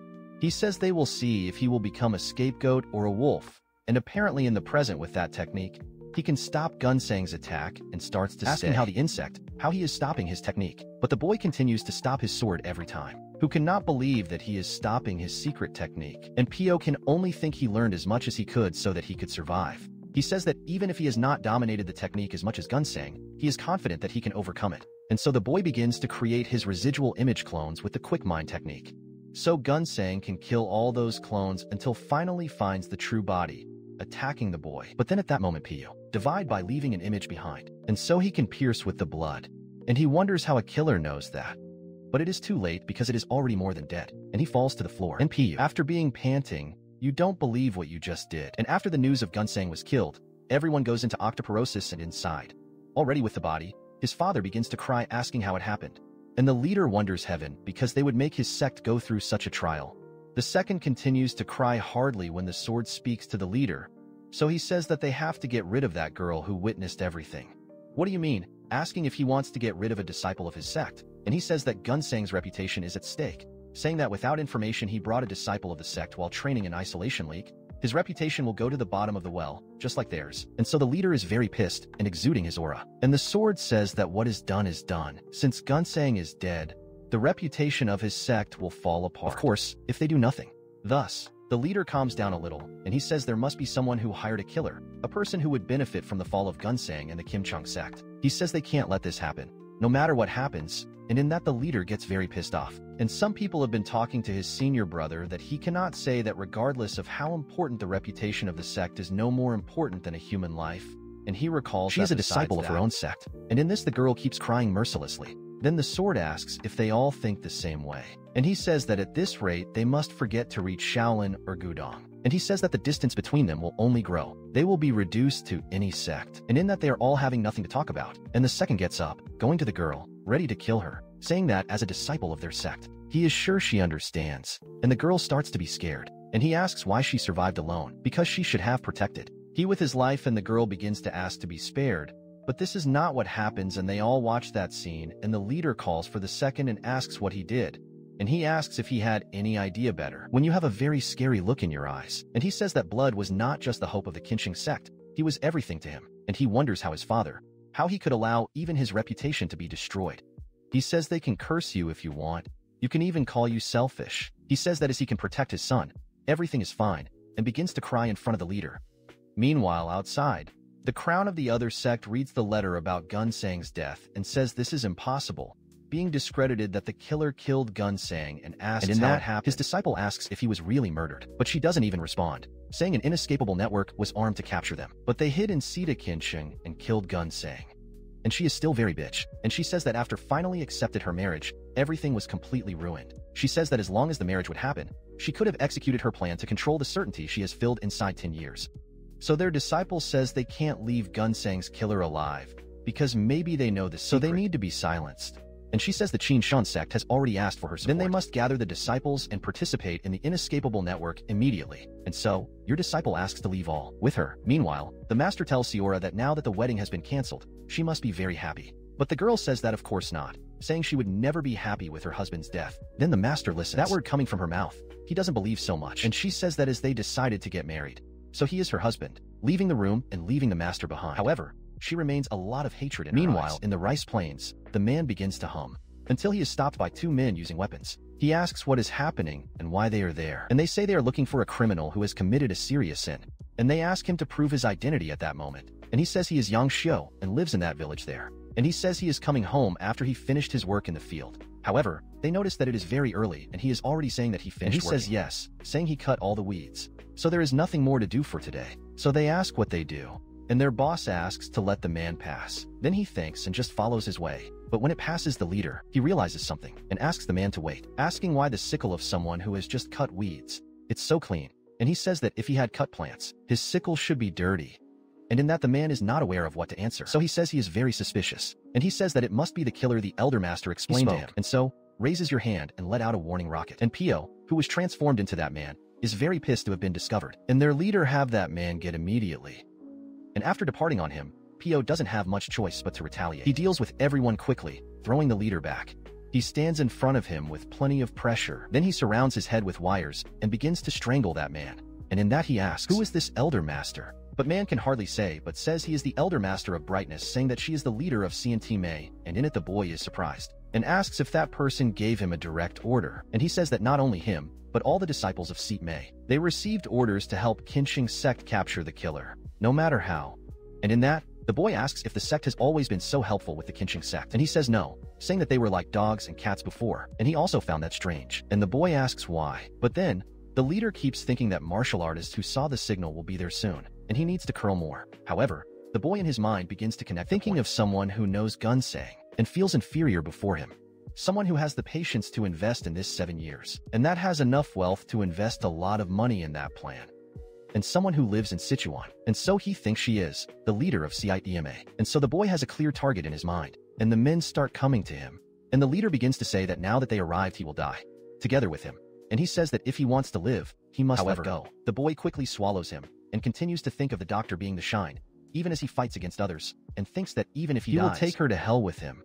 And so, a while later, at the camp of martial artists, someone will report that the killer broke the containment network and escaped. And so the disciple of the master becomes very drunk, saying that he is getting stronger. And she thinks they are destined to see people who stand out anywhere. And she is very angry to be happening, especially for being a mere killer. And she says they will chase the killer with all their strength. And so the man agrees, but Siora says they should not do that, saying they won't capture you that way. And the disciple, thinking of people who stand out, has another one there. And she asks what she means. So, Mr. says that considering he was not captured, even with this network of martial artists, it means that he is more skilled than they expect. So if they keep chasing him that way, they will never capture him. Then the girl asks what she proposes, and Sioran says they should predict where he goes now. And her senpai asks if she is saying she knows where he goes, and that they should wait there. And Sioran says he has a rudimentary idea of a location, saying that this killer must be extremely tired at this point.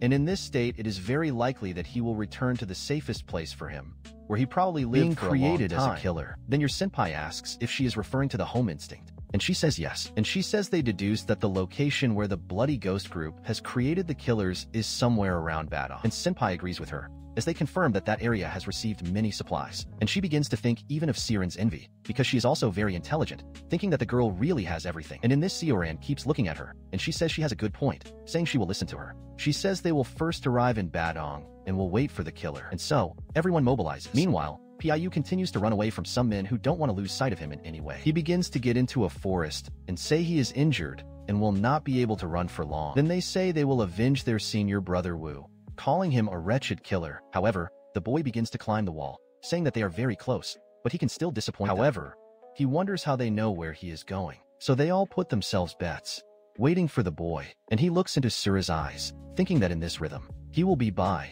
And so he keeps running away. But one wonders what happened. For the people who were following, they stopped suddenly, and he wonders if they gave up or something else happened. But when he notices, an attack comes directly to him. Very strong, by the way, as it opens a crater on the floor. Then the boy can closely escape. And here he was the first sword who managed to do that just with swing.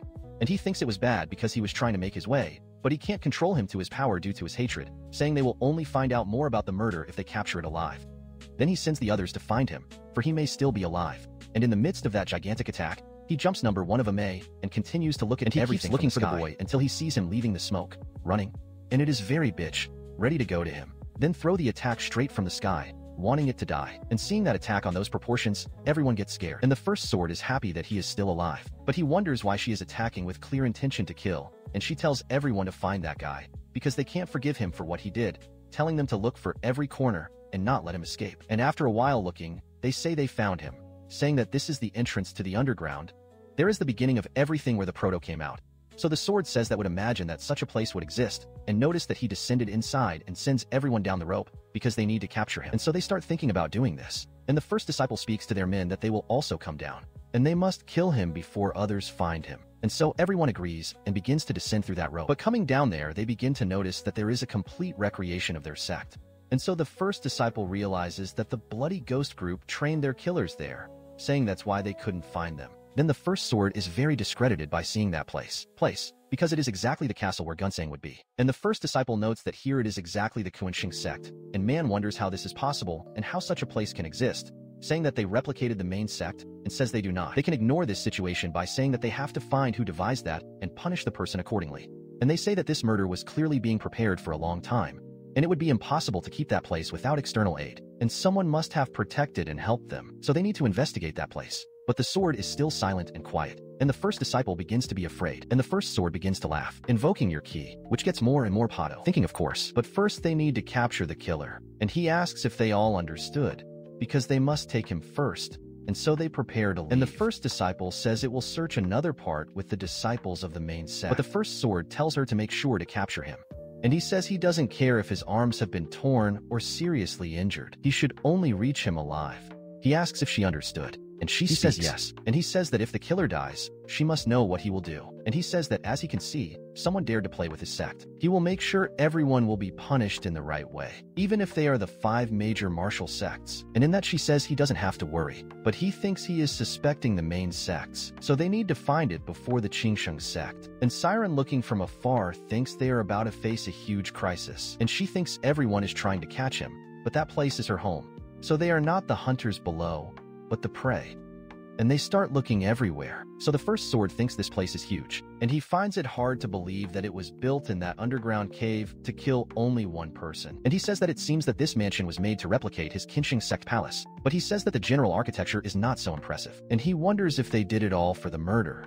But if it also wonders if it was a place they always used to create their killers, then he asks who is behind it, wondering who could be powerful enough to create all this in that cave.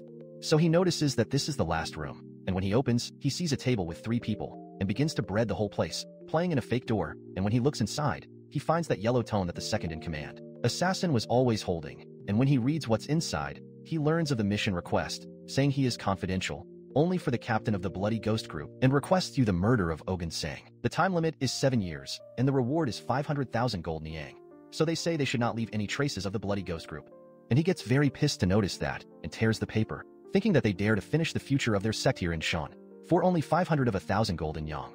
And in that he says he will kill them all, getting more and more powerful, and only your aura breaks part of the wall, and he thinks he won't allow them to escape, entering a completely dark place, where in the middle of it has a table with paper on top, and he notices that several snakes that were there look at him, and he thinks that is a room full of snakes, and wonder what the purpose of that damn place is. On the table is a book named 9 Demonic Flows, and he wonders if this book is not from the clan that disappeared a long time ago during the War of Heaven and Demons, and he says that because he was so long, Pine knows about them through the history books of the secret library, and he keeps looking at that in that room full of snakes. Meanwhile, your men keep looking for the place, and they notice some remains of rice grains on the floor he must have eaten, and they realize that he is definitely around. But remember that he is a killer, they will never know when he will ambush them, so they should not lower the guard. As they walk, they think it's too dark, and they think a torch is not enough to illuminate that place. Then it appears over him, and kills the last one who was there quickly without letting him do any stuff. The noise, making it completely disappear in the shadows. Those left over wonder if all the killers were living there, and they wonder how they can live in such a place. They say they are rats, saying that they have to capture him to make him release information about the principal. And he says that although the killer killed Brother Wu, he must have used some tactic, disloyal, and says that Brother Wu would not die so suddenly if it were not the case. And he assumes that the cowardly killer like that is no match for his sect here in Shan. So they start agreeing, but Piu appears next to him, killing him without even letting dress. So, before he could do anything, they notice his friend killed behind them, and realize that the killer is there, and one of them departs over the darkness without even knowing where he is going, and one of those that gets to behind asks him to wait, sending him back, for they should not separate. In this, Piu appears on him, killing the other 2, and the only one who still realizes that his friend only disappeared, without even leaving Rastas, so he gets more and more scared, and starts to send Piu appear, sending him right now, calling him a cowardly killer, sending him not to attack in the darkness, saying it's there, sending him out to go out. But in this Piu erases that torch, leaving the boy even more afraid, making him almost cry. And in that appears behind him, making him have his last moment of life. Meanwhile, everyone starts to notice those footprints.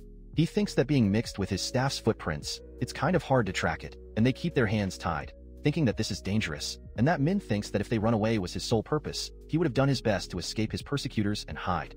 Then he thinks that, however, he attracts his enemy to the ground he knows the most, and he thinks he is really trying to fight to the end with the environment in which he is more familiar, and he says he has to capture him, because his reputation in the city from Genshin it will increase even more if he can, and he tells everyone to follow him from behind now, as they will move in pairs, and confirm the location of the other pairs the whole time. And he thinks the killer will attack even in the smallest of the openings, so they should not lower the guard. And so they agree with that, moving on, but as he walks, he ends up stepping on a trap, which makes his blood cold.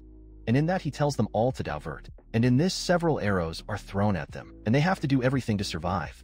So a while later they get very tired, and Kimmy is surprised by that trap, wondering why it would have one there, and he asks if everyone is fine, and one of his subordinates says that some are injured, but they are fine, and in that it gets very pissed. But there is not enough time for that, because he hears another noise noting that it seems that some traps are still active. And he tells everyone to calm down and prepare and be careful. And he thinks this is a cave with traps. And he wonders who could live in such a place. and from the top of the mountains, Piu just keeps watching the chaos that is rolling down there. Meanwhile, the first sword thinks of that book about snakes, poison, and witchcraft, and he says that the school of 9 demons must have gathered these snakes for some kind of research, and he is surprised to think that this place was the base of the school of 9 demons, and he is surprised by the group of killers being using their abandoned cave, and he says he will research them when he returns to Mount Kinshin. Meanwhile, people looking for Piu are defeated one by one. Golden Squad is defeated, just as the Pura Flower Squad also disappears. And the last one who survived from one of the squads begins to ask where he went, asking him to die with everything. However, only one hand appears behind him, the first disciple. And they keep saying they can't see him, saying they have no idea where he is. And in that she tells everyone to calm down and not panic. And she says they won't make any hurry, because he is injured and time is not in his favor. And in that she tells them not to separate and get together. And Piu thinks she will really be at a disadvantage if it lasts. So he decides to go up, aiming at the first disciple, but she can feel him coming, and then asks if he dares, sending him not to And so she attacks him, but the boy manages to defend himself quickly using those golden wires. And they start a clash between the two, but he gets a hell of an attack. But even with that attack, he doesn't stop, aiming at her eyes. And so he can hurt her and hit her, and she ends up dropping her gun and bringing her hand to her face, calling her bastard. And in that he congratulates his or her for stopping that, and she says she was lucky. And he asks if it was luck, and she says she just stabbed where her senses sent. And he says she has beautiful senses, and she says she hears a lot about it, and asks why he doesn't surrender. However, he is not overcome, activating his golden hair again. Then he gets up, asking about surrender, asking if she will spare you if he does that. And she gets a little fearful as that, and he notices that she won't spare you. And he says she wouldn't have killed them all to heal them, if you plan to let you live. And she asks how much he knows. And he talks about the fact that the abbatical of 9 calamities, it is connected with everything, and she really is a demon. Then the first disciple asks why the hell she's talking to him, sending only Sioran killing that villain right now. And in that she is out of options, saying that although he also doesn't like his master, she needs to avenge the blood, since he was his fiancé. And so she activates her technique, leaving Pi's mouth open, and he says that facing that energy head-on is suicide, because he needs to move away first and do something. But then he receives a very strong attack on the side that plays him against the wall. Then the boy gets glued there, and the first sword realizes it was where he was there, coming very pissed off. And the boy continues on the floor, while the first disciple goes over him wanting to kill him. But then the first sword saves the boy, sending her to stop now. Then she calls him a saint, saying that you need to kill you now, for who knows what kind of witchcraft he will launch if he remains alive. But he says he will deal with it himself, looking at the boy in front. Then he asks if he was the one who killed the blood, and asks why it killed the boy. And he says he is because he is a killer. And the first sword says that even a killer must be able to differentiate right and wrong. And he says he was kidnapped and brought him there when he was 14. And he didn't have this luxury of discerning. So the first sword asks if he is saying he had no choice. And the boy begins to laugh, saying that someone who was raised to be a killer is not entitled to something like that. And the first sword notes that he is not sorry, looking at those eyes full of malice, saying that he is sure he would become a magnificent talent if it was well created. Then Piu sees him taking the letter with the request of his clothes, noting that he managed to find him. And the first sword realizes that he knew about it from the beginning. And you also realize that the boy should know who made the request and questions who he was. And in that he says he has a guess of who he went, and asks if the first sword did not spread, because you're thinking the same thing. And so he realizes that the boy is right. And the boy starts laughing looking at their face. And in this some disciples go to the first sword, asking if he is okay. And he talks to Kimim, saying that you are not seeing anything. What is that?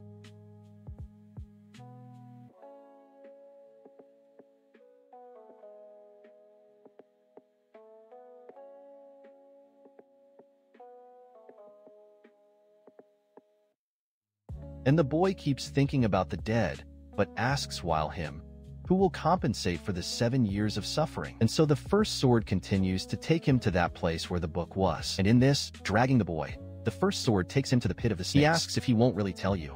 And the first sword thinks that there is clearly no hope for him, and he doesn't deserve to keep breathing in the same world as his.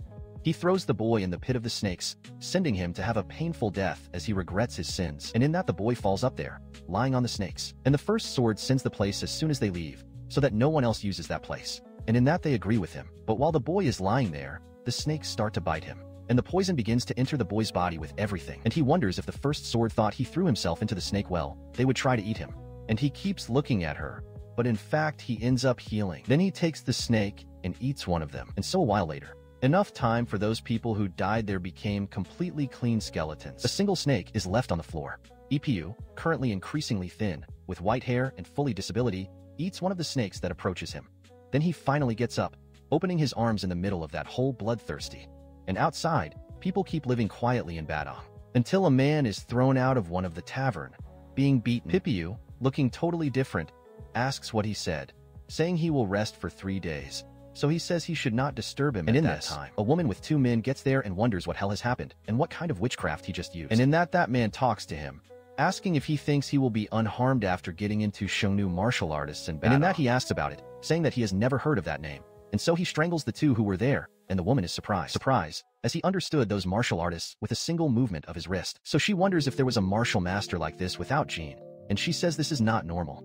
Meanwhile, he is still getting involved with that woman, and in this the owner says she didn't recognize her, saying that lady will take care of him as he rests, and asks him to forgive that disturbance. And the boy doesn't even say anything, just looking at her. She keeps wondering how human eyes can be so, saying it looks like she's staring at a wild snake. And in that, the boy asks for 3 days, and he says he expects no one to disturb him again, and so he releases them. And the girl asks what the name of her estimated guest would be, and he says he is Pio. Confessing, Prota's design was very feminine, and so, 3 days later, he dresses and leaves that place, but still feminine, by the way. So the owner says she prepared food for him to eat on the way, saying that he expects it to help his trip. While he leaves, she asks her Yang who hives is him, and she says she's just a random guest, but she asks if she doesn't really know who he is, and she says she is sure that the girl could not recognize even the god of death if he stayed in front of her. Then she notices that a terrifying killer appeared in the world. While the rain falls, he keeps looking out the window and thinks it's good to be out there.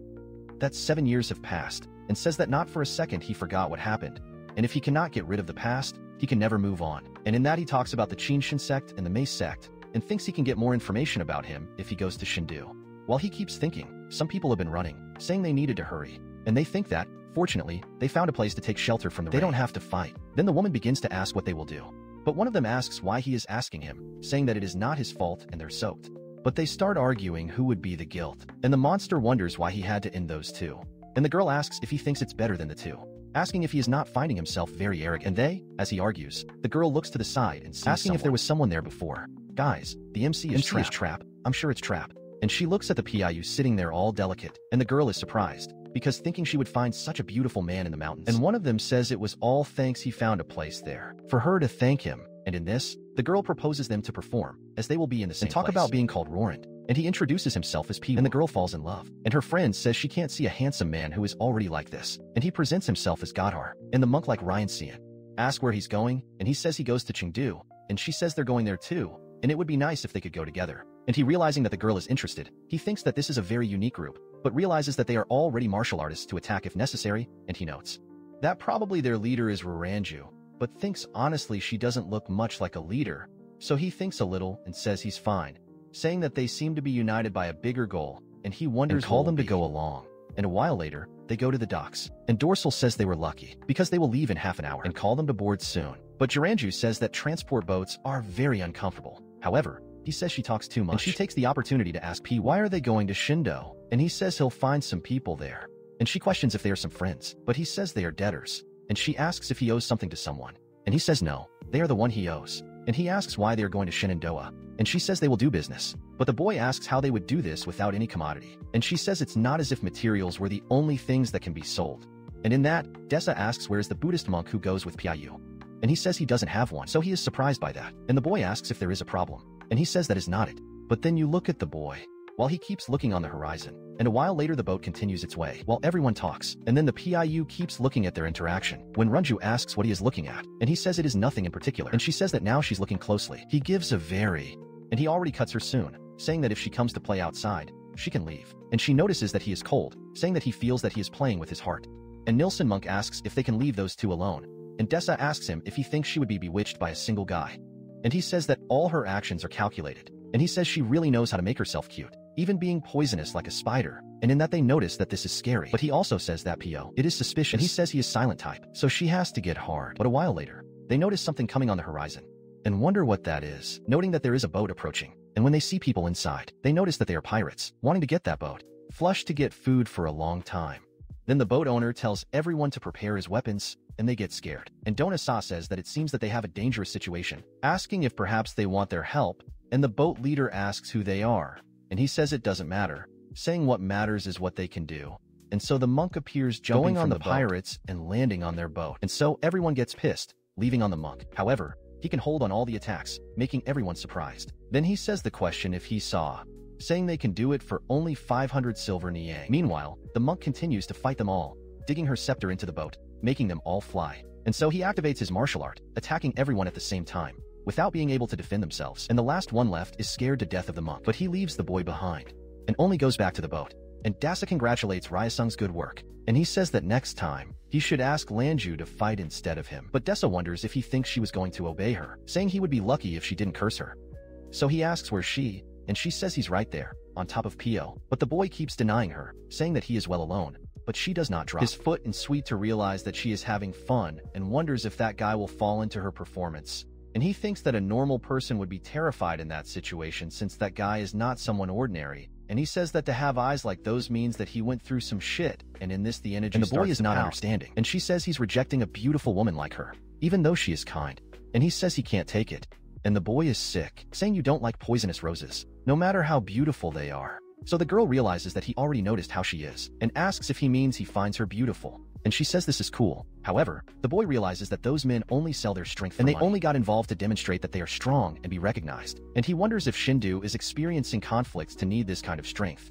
And he wonders if Sexame and Kenshin would tolerate conflicts in Shindo. But he wonders if things are there in good condition. And he remembers the past when he spoke to the first disciple that it is best to prepare if you don't want to be punished for what you did to him. So he is very pissed to remember the past, and starts to smile. Imagine, you are Randon on the boat, look to the side and sees this crazy with the face of a crazy killer psychopath smiling this way. Bro, I jump in the water, and coming to your destination, Dasa says they will arrive filling tomorrow morning, and asks what the boy will do, and he says he will spend the day right there. So the angel says it's a pity, asking if they can't go together, and he says he has things to do before, and he says he talks to them when they arrive in Shindo. Aranejo asks if he can't say what he will do, and he says no, and they go away. And the boy is behind, changing his destination, so he goes alone to a place. And when you get there, everyone starts looking at him. And the hosting owner asks if he is looking for a place or food, and he says he is both. Send him to start with the food. So everyone keeps watching the boy and ask who is that hot bitch.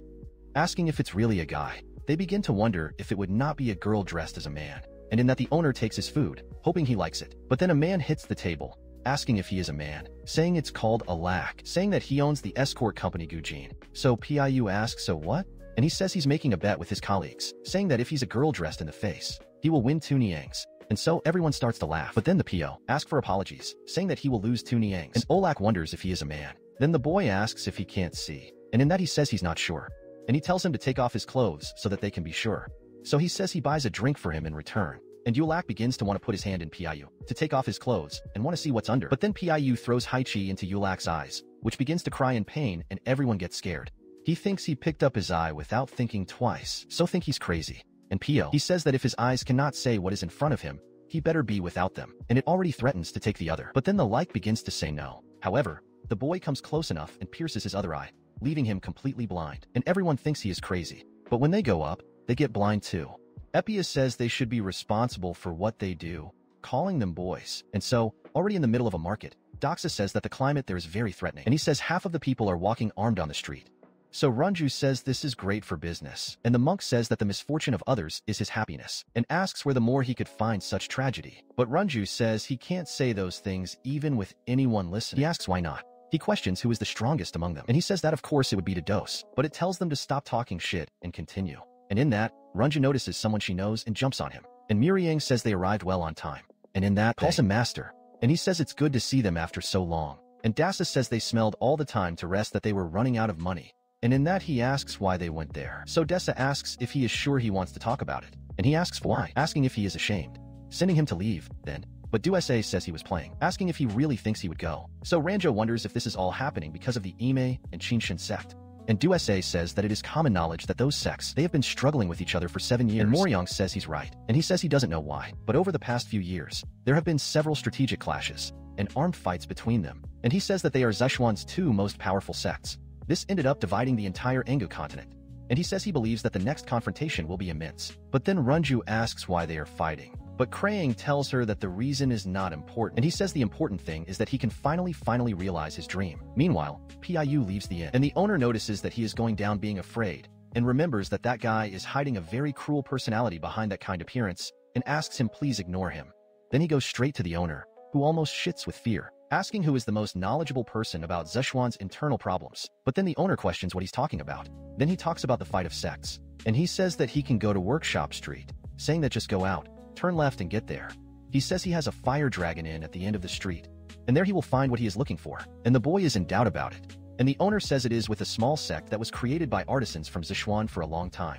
And he says they were doing business with all Chuan, and if he buys the right gun and asks some questions, they will be happy to answer. And getting there, Ferreira is making a sword, and the boy notices that the sound of the metal is different. And Nielsen, cute half-muddy cake, asks what this brat is doing. Asks who said he could hold the hammer there, saying I already told him never to hold the hammer in that workshop and send him deliver messages. And the boy ends up looking at him, and he asks why he is staring there, sending him to Chip. And he says the boy will be banned there for a while, saying that he prefers to do these things himself, that he asked, and the boy comes out very pissed off that the owner begins to curse that brat, wondering what he did to deserve someone like that. So he notices the client there, saying he was so busy he didn't even see that they had invited. And I ask what he's looking for.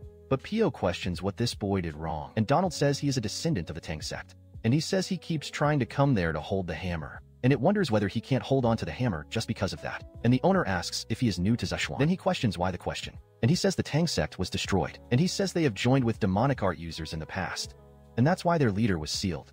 And after that, the sect was disappearing until there is no longer. And he says that for Zexua people, the Tang sect consists of people who betrayed the entire Anga region. And he says that therefore, no craftsman wants to pass his secrets to them, and they are afraid that the story will be repeated. And Pio realizes that the descendants are paying for the sins of their ancestors. And the owner questions what world they are aligning with demonic arts because they asked for it. And then he goes back to the first question, questioning what he is looking for. And the boy says he is a sword. And in this, the owner asks him to go with him, saying that all weapons made in that workshop are shown there. And Pio note that he seems to receive plenty of orders. And he says that after the struggle between CTM and Kim Chong became serious, the number of orders doubled. And he says that the climate in Sichuan has gotten worse, but they are thriving. And he says that at that very moment, the craftsmen in all workshops are working to make commissioned weapons. And worse yet, he keeps looking back where that boy went. In the meantime, that same boy keeps picking up. And they say that his Tang sect broke the rules and was destroyed for it.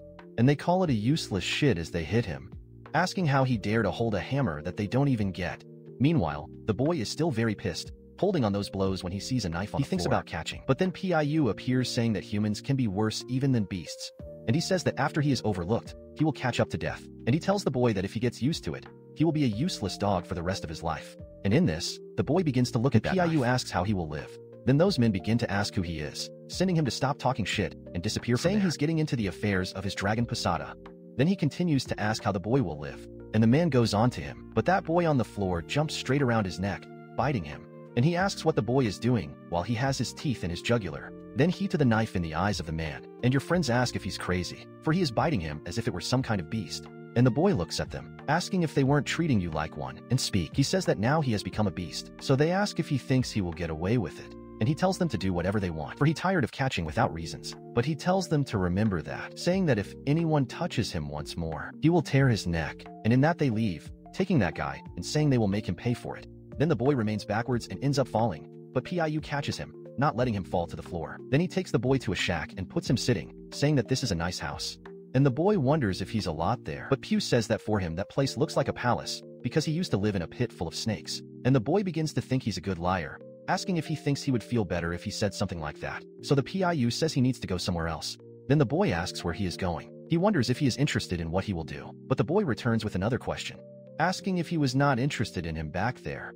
So the Piu says he thinks yes, and he says there are people who are in debt to him for exploring, abandoning, and then hunting you. Then the boy wonders if they are going through revenge, asking who his targets are. Epiu is completely serious, saying it's the Kinshin and Ame sects, and he says that it is also any other sects that support him. And in that, the boy asks if he was crazy, asking if he will fight all Sichuan's forces alone. And he says yes. He says he may be a little crazy. And in that, he asks the boy to return his dagger, saying he bought it because he will need her in the future. And he asks about that piece of trash. And Piu is impressed with what he's talking about, saying she cost a silver nyang. And the boy says that if he uses something like this to get his revenge, he will only be killed at the same time, and send him to get the one that was under there. And when the Piu catches him, he realizes that he is so much everything is perfect, balance, and asks if he did it alone, saying it must have been difficult. And he says it wasn't, saying that he had a lot of time to do it secret, saying it was papaya with sugar. But Pius asks if it will be alright he giving him something like that. Then the boy asks if he was not going to take revenge on the Ame and Kinshin sect, and he was going to say that his sect was like this because of them, and he was going to say that it is not like they are good. But he cannot forgive them by making his sect succumb. Other than that, he is the first person who didn't tell him to simply be patient. And then the Pew is pleased with his answer, taking the boy's blade and using his lines to move them. That then he begins to move them all over the area, presenting his martial art to the impressed boy. And he says that it is almost as if they are moving alone. And he says that his eyes did not deceive him. And Pio, he says they are great, saying they will call them ghost blades, ghosts. And the boy thinks that those blades were made to be his, and he says he is called Puel, talking to the boy whenever he hears that name to remember the ghost blades. So the boy is behind him saying that he pray for the name, it is famous for elsewhere. A girl says she would like to express her deep gratitude because they have accepted the call of a mere woman. So everyone is amazed at her, saying that obviously they would run if she called. And he says they are ready to serve you at any time. And she says that despite the situation of the White Rose were not ideal due to the filling sect. And she thanks him for his help, saying that you feel you can breathe more easily. And they say they will protect her, no matter how strong the sect here in Shan, saying they can't stay in Shindu doing what they want. And they all agree with that. And the girl thanks them, but thinking that men are always the same. They always try to pull your back. And in that she changes the subject, saying that due to the unusual movement of the Kinshin sect, the series ordered them to meet, so maybe she can't be there at the next meeting. And in that they question if she is serious, asking if they can't join the Yimei sect, and she pretends to be thrilled, but thinks of those men who gather there only because of her appearance, saying that she will control them all, who think she is just a cute rose. And it will do that until the day she becomes head of the Yimei sect and commander of Sichuan's fortress. And a while later she says it was nice to stay with them all, and they say it was fun, but then she sees Piu sitting on a table until the boy looks straight into her eyes. So she is surprised by those bright red eyes and goes to the boy, saying she believes it would be his first time. And he says that since he doesn't show up, she asks why he doesn't tell her his name, saying that the Osanare of the White Wheels house is called. And he says that if it's not Hood, she would like to know his name. Present is Piwu, and she questions if he would be a martial artist, and he tells her to believe what he wants, asking what he wants with him, and she asks if there is nothing he can tell him, and he says he was she who came to bother him. And in that a guy asks how he dared to talk to this way to Mrs. Wu, sending him to ask for forgiveness immediately, but he questions for. And the guy is still in his crazy, sending him to kneel and say he feels a lot, because if he doesn't do that, he won't get it light. So I question what he will do, because no matter how blind I can be, he should be able to recognize a stronger opponent. And in this the man gets more and more pissed, and he asks Kong Du to give him his sword, and asks how he dares to mock him, saying that he will pay for his boldness attacking the boy, and everyone encourages the guy to teach a lesson to the boy. But Piu quickly dodges that sword, reaching only backwards. He questions what that was, because he walked away just enough not to be cut, and so he gets more and more pissed, activating his aura, saying that it is impossible, and leaving on the boy with the intention. He notices that this is the technique of the throbbing sword of the Kimi sect, saying that this evil technique is made of 7 powerful blows, and he wonders if he really wants to kill that guy. And he really goes up wanting to kill the boy, but Piu barely dodges, just passing the boy's side, leaving him behind. And he's seeing he didn't get it right, try to get it right again, attacking Piu in the back, but he keeps walking quietly, diverting from his attacks, coming in front of the girl, and she is amazed at that demonstration of power, and he continues to attack. But, well, Dwing, look back and asks if that's all he can do. Then he takes his hand to the boy's neck, holding him with only 2 fingers, and then he pays him on the floor, sinking his face. And he gets up and looks at that girl again, and she tells him to release his anger. Then they ask what she's doing, and she says that Guy is not a bad person, and he says he only acted because he was worried about her. However, he says that a person should always be responsible for his actions. So she says he's right, but she says she would like to be responsible for it, and he wonders if she will take the floor of his responsibility. So send her not to do that. She prefers to fight with her life at stake than to do this, and Pio realizes that she is good, saying she knows how to take advantage of everything she has. So she asks if it's okay, making a cynical face, and Fee notes what's going on there. And a while later, with a lit red candle and a dark room, I do, very different from his appearance, made Piu go to the blonde. Then she is still lying next to him, and starts to straighten him, asking if he can do something for her, saying that it should not be difficult for him. Then he asks her to say first. She talks about the mountain Nanho, telling him to go to the mountain Nan and kill the leader of the Thunder sect. And she says that the Thunder sect leader, Tai Hao, recently came there and proposed to her.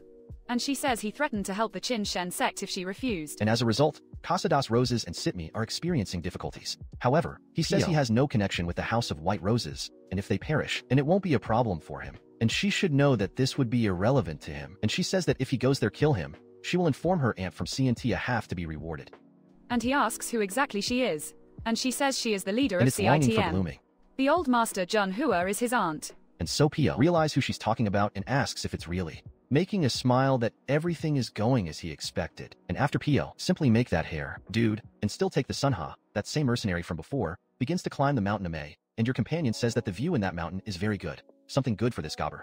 So they are still ahead, and the guy says the sect cannot lose war against the Qinsheng sect, because they know very well the shit that would be the main sect expelled from the MEI mountain. So as they continue, they reach an audience with Zhonghua, along with Sioran and Longing for Bloom. And after listening to the mercenaries, she says that a group of them would not work for free, and they must have a price. And the girl says they really have, but they don't want to lose war either.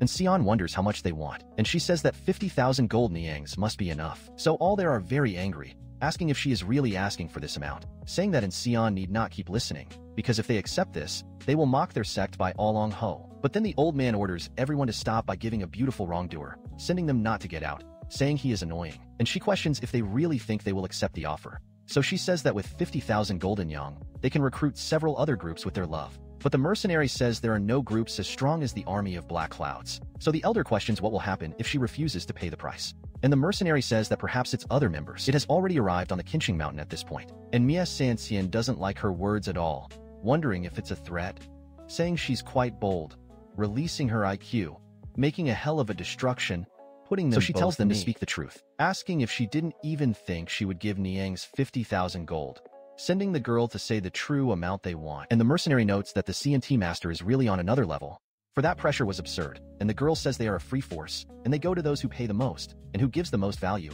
even for just one yang, they will have. And in this the elder asks if she will not give her a price, because she is assuming she is saying the same to the Qin Shen sect. So she says that the Qin Shen sect is very in front of him, but she is sure they would beat if they hired them. She feels that cutting these two in half would be the best to do, but she doesn't know when a battle will start, and even her sect will need more numbers. And in this one gets down that they are very intelligent people, beating their finger, talking to Younghua to go with him. Meanwhile, the elderly man is very pissed, saying that he will not accept an exchange, asking who would throw money in the trash like this, giving reason what they say to negotiate with the Thunder sect is to lose all their profits. So the man by your side asks how the Rays want to buy their grains so little. And the old man soon expects them to lose their souls. And in that he wonders if his brother saw this, because 2 warehouses are full of grains. They have stacked their grains, and are now trying to buy them for the cheapest price. He wonders if they lost against their enemies in the past due to lack of grains, and their brother soon asks who would not lose, as there are always more mouths to feed. Meanwhile, Piayu notices their chat, and begins to pay attention. Meanwhile, that leader of the mercenary group starts to be bored, wondering if everyone is fine, as he is starting to be very tired of being on the edge between Citme and Qinshan. And he thinks that when it is over, he should really consider his retirement. But then one of the men arrives calling him master, and he asks if it is over, and he says he was going back yesterday, but met with a person, and he says he already mentioned, for he met him by chance, and he followed him there, introducing the boy as Pion. And in that, the master asks if the person he said has a strange look, asking if he found him in the country of Xuan.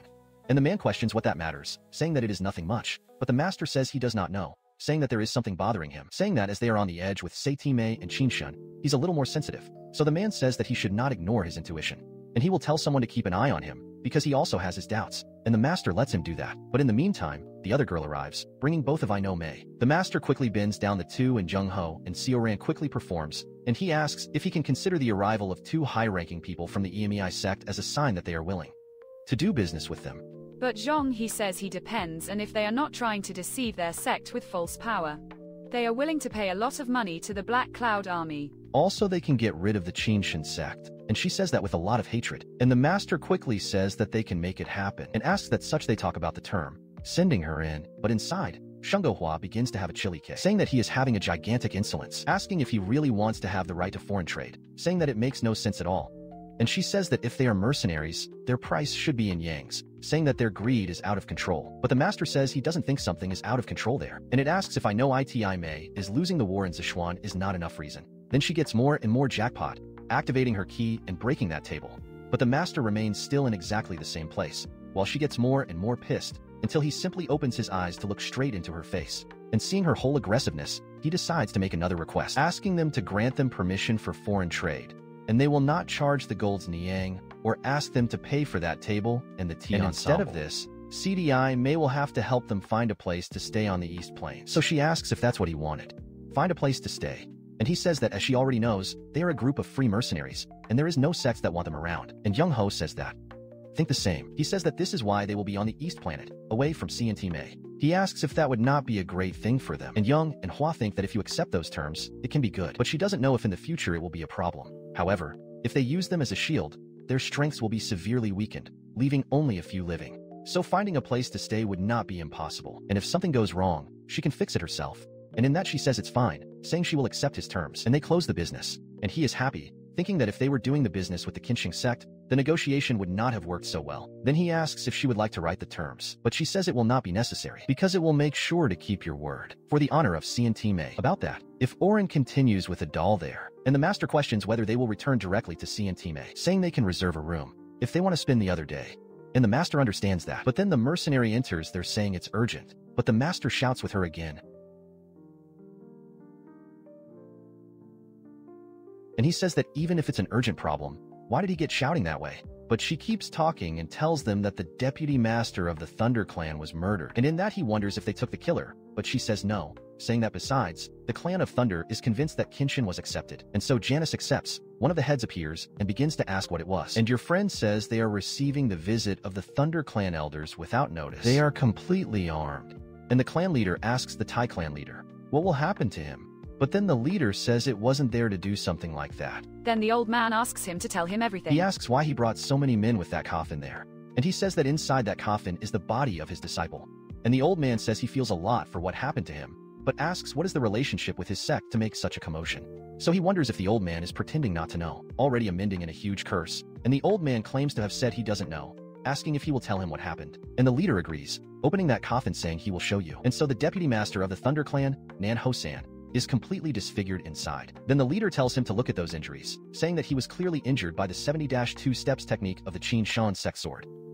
It is surprised by this, saying that this really looks like someone who was hit by the 70-2 steps technique of his sect. And the old man asks if he still can't understand, saying that his disciple has been killed by this technique, and anyone behind this atrocity can only be from the Qin Shan sect. For if it were not the case, it would not be that way. And he thinks they might have realized that they were trying to support the sect minted by spreading it with the House of the White Roses. And when they found out, he accepts Qin Shan and acted first. Then the old man tells him to calm down. But the leader of the Tai clan is not so much in the mood. Ask how to calm down, because his disciple was killed by the swords of Qin Shan. Then the old man says he will find out what happened. But leader Tai asks what else is to find out, because he already has solid proof. Everything is clear. But while he is for few conversations, someone appears calling him rude bastards. Then ask how he dared to come to Qinsheng and accuse you like this, saying that you will never forgive him. But in this, the old man asks his brother to stop. But it's too late, because it goes over the lead, throwing him away with an attack. And the leader Tai feels that a lot, falling back and spitting in the blood. And the guy who looks more like a lion asks if he thinks he can mock them, making the stupid assumptions to incriminate them. But the old man asks them to his brother Julius calm, asking why he is fighting him there. And he really ceases the attacks, saying that the more he thinks about it, the more stupid it seems, saying they can investigate what happened after finishing him. Ask when your brother Junior was that violent, saying that he used to be very cold, but now it looks like a crazy man. And in that question his clan Tai leader, and he begins to question if this is how the Kinshin sect will act, repressing the others with brute force, so that no one can complain. And the old man is having nothing to say, and says that as soon as the clan master recovers, his subordinate should ask his junior brother to talk to him, and they also need to provide shelter to the men of the Thunder Clan.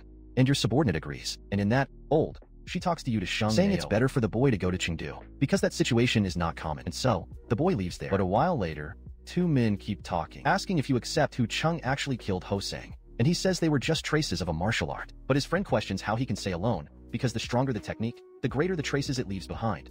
And it is impossible to simulate the traits left by the 70-2 steps technique of the sword. His friend next door asks if he then accepts Qin Shun and would really be behind the roots. And his friend says he fears that a bloodbath will soon occur in the castle. Meanwhile, Pio, it's in your room, quiet and just thinking.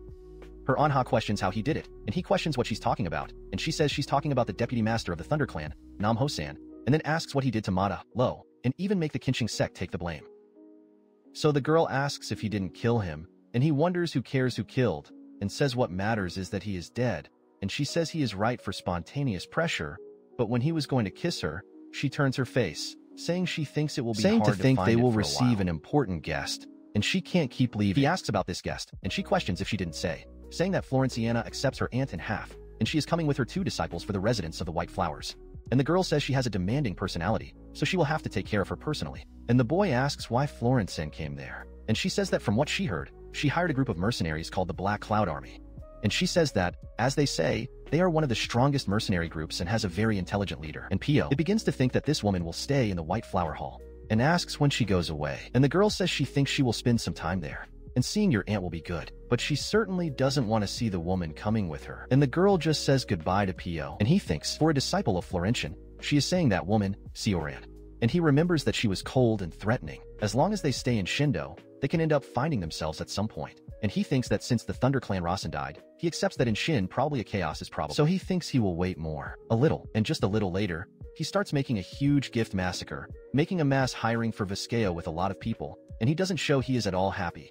And in this, a while later, Shang goes to where the deputy master would have been killed, and one of the subordinates says that those traits can be a little irregular. but that is certainly the technique of 70-2 steps. And the boy wonders if this could have been done by a stranger who learned the 70-2 steps technique. And the subordinate says that this is what he would like to think too. But it also questions if it would not be impossible for an unknown person learning a technique that only a few members of your sect can learn. But in this, the boy remembers that a copy of his technique has leaked before, but the subordinate says that that copy only contained the style of fencing. And if they do not learn the style of the internal breath of the sect, they will not be able to extract half the power of the technique. But then the boy asks what would happen if he had the help of someone from inside the sect. And so the subordinate says that the story would be different, but they could have analyzed them to copy your internal breathing technique as well. So he says that in terms of efficiency, it would be better to just create a new martial art. Then he tells the boy that anyway they can't draw any conclusions just looking at the crime scene and asks that such they try to find out how the killer hid there. And the boy says this is a good idea, calling him to go back to the trail. And so he thinks about the killer and a brutal good. And he wonders if he could not be the killer 7 years ago, but he refuses to believe it, saying that it cannot be him, for he is sure that guy died. Look, not only did not die, but became a hot. And in the afternoon, subordinate questions whether there is room for everyone. And the boy asks why they think they are going, because the golden sugarcane is their ally, and they will provide a place for them to stay. As they walk down the street, they notice the CNT half, and seeing Young and Hwa, everyone takes their swords. But the boy is still standing, and the EMEI crowd questions what those bastards of the Kinshing sect are doing there. But when they get face to face, the boy just goes to the elder saying he has been seeing her for a long time. So she questions what he went to do there, saying that according to his nickname, the Sword of the White Heron, he should live in the mountains, just like a heron. But in this he questions what urgent subject for Florentian to come there in person, for without it, there it should be difficult to protect the base of your clan. So if he were her, he would be worried about it. But then Jungo Hwa tells him to shut up, calling him a rookie.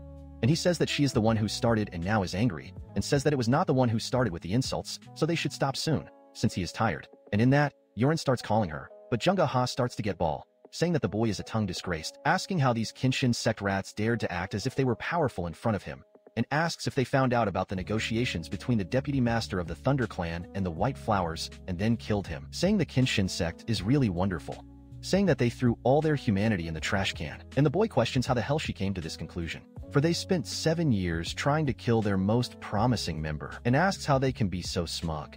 And her Orhan gets downhill, noticing how things are ending, wondering what he did wrong, and says that the main point of that problem is her sect, but she never thought a killer would really kill some blood. And she says that he has died so long ago, but everyone is still being influenced by him, and in this she remembers that killer who is Pidato, and says that even those who have never knew her name remain influenced, and while she has her daydream, she feels one look very cold and she sees a person again wearing Kung Lao's hat and leaving, and wonders if she saw it wrong. But driving away a little, our Protra reveals to be him, and he says that it still makes him feel good.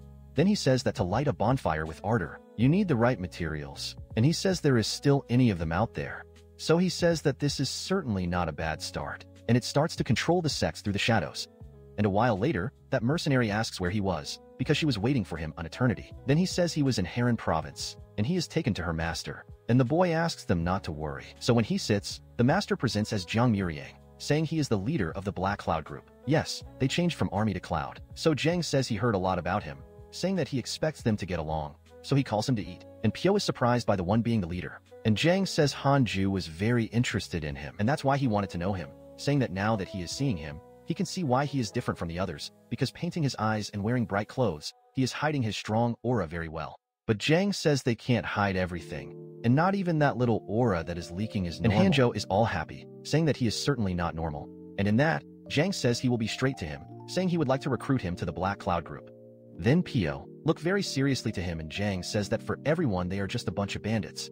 But he says he has a dream. He wants to make the group of the Black Novenas a renowned sect. To be able to do this, he needs more people. Then he says that he can give everything that Pio wants, saying that if he wants, Unju can be all his. And in that she gets all nervous, and your teammate starts to be jealous, saying she said she was not interested, but it looks like it. Then he asks what the answer will be. And in this, Pio simply says that he is not interested, and the jealous guy spits all this drink and everyone looks at him. But he says they can continue talking, and in this Young says that it is a pity that he is not interested, but questions in what exactly he has no interest in entering the group, say they are both. It simply has no interest in things that will leave you bored later. And in that, Hanjo is completely full of hatred, looking at him, wondering if he refused, asking how he dares. And in that man who was there, note the weather closing. And Shang begins to laugh, saying it was just a joke, asking why he looks so serious, because he looks like an idiot. And in that he gets up, asking if Pio it will refuse, kind of being willing to deliver that girl, and asks if he knows how much she is worth to him, saying that you will only give you advice if he is wise from his part. Do not get into your group. And he says that maybe he likes to talk. But the others depart for the action, and Nils Pyowel asks to say something too. And Jang simply says he's listening, and Nils Pyowel says that if he is walking on the street one day and his head falls from his neck, Jang must keep in mind that he was certainly him. And in this, Jang makes a fucking face, and then the P.O begins to smile, and he says it was just a joke, asking why this serious face. And just as Jang had spoken, he looks like an idiot doing this. And Jang's face closes completely, and already in the Golden Heaven clan, which was the Qin Shen clan, that boy's subordinate returns, and he asks what CNT Mei is doing, and the boy says they are inside the White Flower Room, and they haven't left there yet, and he left some men of his watching near the room, and in that the boy says he did a good job, and send him find out who is behind the deputy leader's death as soon as possible, for it is their only way to understand what is happening to act in agreement. And in this the subordinate says he agrees, and he says he's also trying to contact the Hao clan, and in that the boy is surprised, and he says they may have more information about it. And the subordinate says he thinks they can know who entered the clan of Thunder that day, because they have eyes scattered throughout Ashua, almost with a spider web. But the young master says he is not sure if it is a good idea to use them, but ends up leaving everything in the hand of the subordinate. And the boy says he won't be disappointed. So the young master says that there are more clans involved in this than he thought. The Thunder clan, the Golden Heaven clan, and the White Flower Room. And he says that if they don't take the killer soon, he is sure that all the bad things that can happen. So, in another corner, a few moments later, a man is listening behind the wall and says he's sure people are inside. He asks why he can't hear anything, saying that worst guy didn't seem normal, but wonders if he is strong enough to hide even the sound of his heart. And in that, he opens the window and signals to the men who were out there. And so one of them disappears from there, and go to your boss saying that the number one target, he did nothing all night. And he says that as soon as the sun grates, they will change the remote watchman to the approximate watchman. And in this, June, who is the vice leader of the Black Clouds group, says he understands, saying that his leader seems to be worried about him, so they need to watch him all the time. And that ninja who was there understands first, and says he will inform his men. And in that, Ojung thinks they just have to keep doing the usual. As he looks at the map, he thinks the 3 gates of the Qinshan Mountain entrance are the problem. And he says they can't pass their strength there, and to use their 200 mounted men, they would have to overthrow those gates. Then he asks how they will do that, but then he notices something strange, and quickly throws his daggers on the ceiling that was there. And it starts to ask if it was just your imagination, for you were sure you felt eyes there. So he says that maybe just nervous. And in this PO, it appears behind him in this picture that is basically pure would be so beautiful. While Oh Young continues to look at the map, he barely knows the Reaper is behind him. And in the White Flower Room, Younghwa tells Sioran that she needs to go home. May the sun be born. And the girl questions why, and she says that nothing left for her to do there, and it will be better if she returns to the sect and stay with the master. But in that, the girl says that the beast sent her there to help her. So Younghwa says they have already hired the group of Black Clouds, and she can come back now. But the girl says she can't, saying that she never knows when they will face the sect that drives there. So she says she needs to be there by her aunt. And in that, Young-ho asks if she is worrying about her. And he says that if things get complicated, she will use the group of Black Clouds as a shield and send the girl to do as she sent. And the girl ends up having to agree with that, since that's what she wants. And in that, Younghwa sends the girl out. And a while later, Lorinya will talk to her aunt, asking if she can get in. She lets her in, asking what the problem is. And the Lorinya says she just thought they could talk so she wouldn't stay alone there. And Younghwa says she is quite kind, asking if she is meeting someone, saying that her face is even more beautiful. And the girl thanks you, saying that it is actually yes, saying that he is very useful. And she talks to Young-hoo about the death of the vice leader of the Thunder clan, saying that he is going out with the person who probably killed him. And in that she questions if she is sure, and she asks if he killed Namahos. But the girl says she's not sure, saying it's just a guess. However, she has no evidence. And she says that when she has tests, she will come back to talk to Django Street. And when she was going to ask the name of this man, she hears a noise. So running out asking what is happening. And in this they say that in Gongsuin's private room, they killed him, saying this was clearly the work of the Qin Shin sect. And in that they say they sent a killer to kill Gongsun. And even if they have seen her, it's too late, because she's headless. And Young and Hua start to get very annoyed by it. And the next day, Zhang begins to talk about the dead disciple, who says that if he was a disciple of Zhonghua, then it was definitely important to be born in Timiai. And the most impressive of all this is that it would be killed in the White Flower Room. So already in, and it starts to wonder if they are on the wrong side. But his subordinate says that the case is the opposite, and this is good for them, because they will depend even more if they are scared. But he also questions if such a skilled killer is not strange in Zeshuan. And Jake says it really doesn't happen. And the boy says that 7 years ago, after the Bloody Ghost organization was destroyed, no other group of killers stepped on Zeshuan. And Shang wonders who would be behind it, because he accepts that Yixing is prestigious, and he doesn't think they would start hiring killers. And the boy then asks if it could be a third group, but Young remembers Payu, saying that if Lishan walks on the street and his head falls from his neck, he can be sure it was him. And Young begins to get a bad feeling, asking if Mon reported something out of the normal. And the boy says that if his master is talking about that person he's watching out, it's been 4 days since he doesn't leave. And as you know, Mon is very talented and he is sure they can trust him. But Kong asks if he is sure he was not him. And the boy says that from what they know, now. And in that, Jang asks the boy to ask Mon to stop him, because now they will focus on investigating the Kim Jang sect movements. This the boy agrees, and Yoonghwa talks to Xianzong, saying that one of his disciples was murdered, and he gives his condolences, but she says he called there to ask if he could look at her wounds. And she says that at first she thought it was done by some swordsman, but if she looks carefully, she will understand why he called. And in that, Zhang is surprised by what he is seeing, and it questions what that is, for such a thin and sharp cut cannot have been made by any sword. So he thinks of a thread, but he says no matter how sharp the thread is, he couldn't prevent the skin from folding. So Yoonghwa asks if he has seen injuries like this, and he says no, and she is impressed, because even someone experienced like he has never seen something like that. But she asks if he has any guess, and the image of Pio quickly comes to Jang's mind, but he thinks it couldn't have been him, so he apologizes, saying that it cannot give the answer she wants. And in that she questions when the troops will arrive in the city. And he says they will arrive in 2 days, but they will know if their strength goes into Shendo. And in this Yoonghwa says it doesn't matter, saying she can crush them in a moment. And in this Jang asks if the legend slap started a war now, and she questions if she no longer said he will be rewarded, as they have arranged, and asks if he is afraid. And she says that she prefers to die than to live under the same sky of the sect as in Shun, with blood in her eyes and a lot of hatred, and in this they both are amazed, seeing the ferocity she is emitting, and so lowers your head, saying they understand her, but that Pio is right behind her, almost in fugging the crown's Kangout. And when you return to your company, Jang talks to that girl who was bound with Pio, and the man of your company who was basically blinded, and in that she questions what he's talking about, asking why they did this with Yuki's father, and she says he went after the bastard of Pio, and the dam did it with him, and in that, Jang tells her to stop that slow explanation and speak properly. Then she tells, remembering when Pio, it was simply eating quiet, when she went to talk to him, asking if her food is so tasty, and starts to get on the boy. He notes he arranged, and then thinks he can't even eat at peace, and questions what it was. But the girl says she is just checking if it's okay, saying I wanted to apologize too. So he wonders if she wants to apologize, and she says it was a little rude that day, asking if he was a little surprised. So he says no matter, and she gets angry again internally, asking why he's treating her like that. But outside, she keeps a fake smile, talking about the suggestion of the master of that day, asking why he doesn't wreck on side. And worse question, she's talking about him entering the group of black clouds, and she says yes, saying she will take good care of him. And in that, Yuki's father goes to Hanzhou, realizing that she went there after disappearing without saying anything. And in that, he is already touching her. And the girl tells him to take her hand, asking since he is following him. But he is wondering about that, asking if she thinks she has so much time left over. And he says he came because the master had him find him.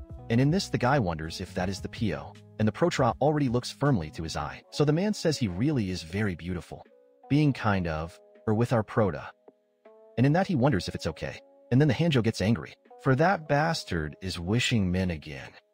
But in that she sends Yuki's father to take his eyes out of that, and he questions how so, leaning over Pio, and she gets angry again. And in this, he arrives at the next sea of Pio, making a kind of psychopathic face, licking the kisses, ask taking your eyes off then exactly.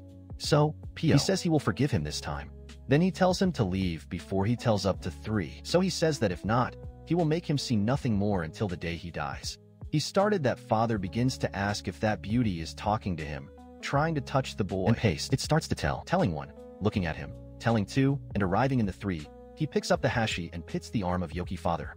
Oko gets annoyed and attacks the boy, breaking the table and throwing everything away. And he starts asking where Pio he was. And in that, Runju tries to stop them. But Pio appears behind Yokapai and quickly attacks him completely, shattering him completely and placing him on his knees. Then he stands next to him, grabbing his head along with his strands and looking deep in Yoki's eyes father. So he goes and really does what he said, blinding that psychopath. And in that Runju begins to scream for him. Then Pio leave behind all the spot and blind. And then Hongzhou tries to attack him, but he manages to escape her attack quickly. And then she asks if he needed to do that. But soon after asking them to stop but Pio is quite pissed off, and she says she was not there to see him doing something like this, saying that he has paid the price for being a nosy idiot, and he doesn't have to shed more blood. Sophia calms down, turning from back and in that she says that he really is unpredictable, saying that despite everything he has done, she can't believe he left him in that state. But she asks him to be careful, because if he keeps acting as he understands, he cannot avoid unexpected misfortunes. But in that, he just goes away. And the owner of the place is completely desolate, and he thinks his clothes were ruined. So he says that she would like them, and just leaves. And Zhejiang asks if Pulley left that way. So after he wished him, and Hanjo says yes, but Jang says he can't believe it, even more at such a time. So Hanjo says that her pride is so wounded that she can't take it anymore. So she says she will make him pay for this humiliation. But in that he remembers that boy, and says it's a good choice, saying they will get rid of him. When the problem with the site that filled is resolved, they may not even know, but they are getting a hell of shit, because the worst must be behind her. Listening to everything they are talking about, Hanjo agrees, saying that everything is fine. And Jang says they will act as soon as they meet with the cavalry and send her to be prepared. It seems to be quite enjoyed, invoked in Jiraiya, and it seems to be very strong. And in this, at night, that boy from the Kinshing sect will talk to a very suspicious man. And the man asks if he wants to find the culprit for the death of the young leader of the Thunder Clan. And the boy says yes. Then the man begins to laugh, and he says this is difficult to find a needle in the haystack. And he says the only track is that a martial art of the Kinshin sect was used. And the boy wonders if there is any rumor about someone standing out Shindo. And the man says that being that, to a person, saying he is a man named Pyro. And Klein Nobile Sengyong says he has a beauty of being enchanted, and also says that he is a relentless master. Words cannot describe their ability. And the boy asks Sigyeon what he is saying, that he has some relationship with the death of the young master. So he says he doesn't know. However, it applies to the type of person the boy is looking for. Then the boy keeps the PO in his head, paying Jayong's service, and he thanks, saying that if he needs it, he can come back asking anything else. He keeps wondering who the culprit will be, wondering if he could really be the man. And in that he takes a PIU sheet, where it is said that he has an unknown personal history, unknown goals, the affiliate clan also unknown, and the first appearance was at the Badong Bordal, Western Sichuan, and has powerful martial feats. And it is assumed that he has a highly radical personality. And Guide Ngio wonders if that man really killed Ho-san. Then he says he is sure that the headquarters will deal with it if the information will be sent. And he thinks that it seems this man will also have to be under his clan's careful eyes. But in this, a well-known hand appears behind the man, touching his shoulder. So he thinks he can't move. And Pyo takes the book from his hand while Jayong asks who he is, and in that he starts reading, saying that not much time that he has arrived in Chengdu, and he is impressed with, while there is already an investigated. And in that, NGO guy, it is very afraid, and presents itself as branch administrator, Shindu, of the ignoble clan, and says the clan will not be stopped if he hurts him. But then, the boy says he knows that. That's why he is there. And Jayong asks if he really came to know it, and asks why. So Pyo speaks because she doesn't like your information to circulate around. So he finally realizes that he is the boy, and Pyo says he is exact. And in that he asks why he is exposing the identity that way, asking if the boy is trying to kill him to silence him. And in that he asks to be spared, saying no one but him saw the book. But Pyo, he says this is quite funny, for he was saying his name openly. But in this Jayong sends the boy to believe him, while using your key to let go, until finally it can, and starts trying to attack the boy. But Few barely looks at him, tearing her head, and he can barely know what happened, until you see your body falling away from your face. And in that the boy says he will be with that, going away, leaving him. And in this, a lot of explosions occur around the city and shout that it is a war, saying that the Kinshin and EMEI sect are facing each other. And so a huge fire occurs and several people begin to die. And Zhang asks what is happening, because it seems that he is having a nightmare. Meanwhile, several people start killing themselves in a public square, saying that it was Saidi Mei who started hiring a killer to kill Brother Wu, and they continue. And so, Zhang's subordinate says that both sects reached his limit and finally ended up facing each other. But in this, the master of the Fire Dragon of Fire, Pasanhai, arrives for everyone to stop fighting. When he was going to say that if they keep fighting like this, he will be shit, he gets an arrow on his shoulder, and Sanhai's subordinate begins to ask how they dare to attack his master, saying that this is unforgivable and the war is getting worse. And Zhang, he says this is a shit show, saying that CTMA is currently at a disadvantage for the lack of troops. Then he tells the whole group of the Black Clouds, because they are fulfilling that fight. And in this, in the midst of all destruction, Junggo Ha begins to ask how they dare to send a killer to kill his disciple. And she questions if Qin Shan still considers herself Jiang Hu's respectful sect. And the boy says they were the ones who attacked first and hired the killer to kill Gun Sang. And he wonders if they are not behind the murder of the young Thunder Clan leader. But Jiang Hu says he heard that the killer, he used a Qinsheng sect sword technique, asking how he dared to try to blame him, asking if they were crazy. So she says one of them won't leave alive, attacking the boy. But apparently the kid is quite strong, and hits the elder. Meanwhile, Sioran saves one of his disciples, throwing some men away. But the girl falls to the floor even wounded, and the girl sends her disciple hurry and circulating her aura, for he will help you. But she begins to lose her strength and ends up dying in Sioran's arms. And she begins to think that all this has been rimped by them, the Sectame, and so she is hesitating to join the war against the Qinsheng sect. But because of their indecision, their disciples and their sect are dying. and she thinks she can't keep avoiding this problem, activating your aura and getting very jackpot, departing on 6. And in that, Zhang notices a huge explosion, saying that it has been a long time, and questions why his forces have not yet arrived. He wonders if the Qin Shan sect has done something, but he refuses to this possibility, saying that they have no ability to it, so he is called or PIU. And talk to the boy that things are not coming out as expected, saying that the people who gathered the forces did not return, and everything seems strange, as if someone were adding fuel to the flames. Then he sends the subordinate to leave the battle and will choose the area, sending him to check if there really is someone doing this. And so it goes on and thinks while still in the air that this is a symbol of madness, saying that both forces have left the incident of the murder aside, and they are simply destroying. So he says the captain is right, for there must be someone inciting this situation, and he wonders where someone like this would be, for they are fighting everywhere. They would not be in a building that could collapse at any time, nor does there seem to be someone like that among people fighting. Then the boy wonders where he is, until he arrives in front with a very large and imposing tree in the middle of the village. And look at that, saying that the tree that is considered sacred in Shendo, and says that it is tall enough to see the whole area, and wonders if the person is there, climbing the tree and scouring everything, until the children from Pyo appear, and the boy is startled and note that it was where that person was. Then the Pyo, it appears just looking at the boy, summoning all his wires and throwing his daggers behind the beater. And the kid is impressed with the trajectory of the daggers, trying to deflect them all, wondering if it would be a technique of the telekinetic sword, asking what a master as he is doing there. And in that he gets more and more desperate, until he ends up being caught by Pyo, being hanged and levitated in the air. Then he starts to suffocate, and Pyo, it goes very close to him, coming in front of the boy, looking into his eyes. So the boy questions why he would do it, but he doesn't get an answer, because he's headless to hear. I'm starting to think that Pyo, there is something against the head, because it was soft. He pulls it was soft, less 20 pounds, my god. And in that, he simply puts this man along with some others who were already there. And just watch everything that happens in the city. And still with the young sect master, Shindu, he can put Zhang Hua on his knees, spitting blood. So Sioran arrives shouting at her, asking if she's fine. Then she calls her to return to the 100 Florist Hall. As he looks at the kid, he just lets them go and calls his subordinate to go as well. And in that they order all their forces to withdraw rapidly. And the forces of CNT a little start to scream, saying that Yongha's sister has been seriously injured. Man, the strength system of this work is kind of weird, because the woman is the runner-up of the women's sect from EMEI. And it simply caught the kid who is the leader's disciple. Like, it makes no sense. The kid is from the disciple. What should what? About 20 years old. The woman must pass from the 40. And caught the guy. And look, it gets a scolding, huh? Look, it gets a scolding. I'm not understanding what's going on, but I'm enjoying the revenge of Pyo. Let's go on. And in this, he is from the tree saying that Junker High and SATM, they were seriously injured. All happy. And he says the result was more than beautiful. And so, the next day, they think the people who were killed by Pyoho. So Jang questions who killed those people, and he says they were all killed by the same person. And in that, Jang asks if he is sure, and he says yes, speaking to look at Jokson's neck wound, and also Siapio, because they are the same. He says that due to the size and shape of the injuries, the perpetrator probably used a short sword or the dagger. And Zhang is surprised, asking if he had not said that all the Yokapai injuries were caused by daggers, so he has Yokapai there too to come. And when they take off his clothes, they notice that the injuries are the same, and realize it was the Pyo who killed Jokson and moved. Look, but also it's kind of slow, right? Use the same attack to kill people and hurt someone in front of others. I think it's stupid. And Jang gets very pissed off, ordering his subordinates to immediately gather and search for him, because he himself will interrogate him.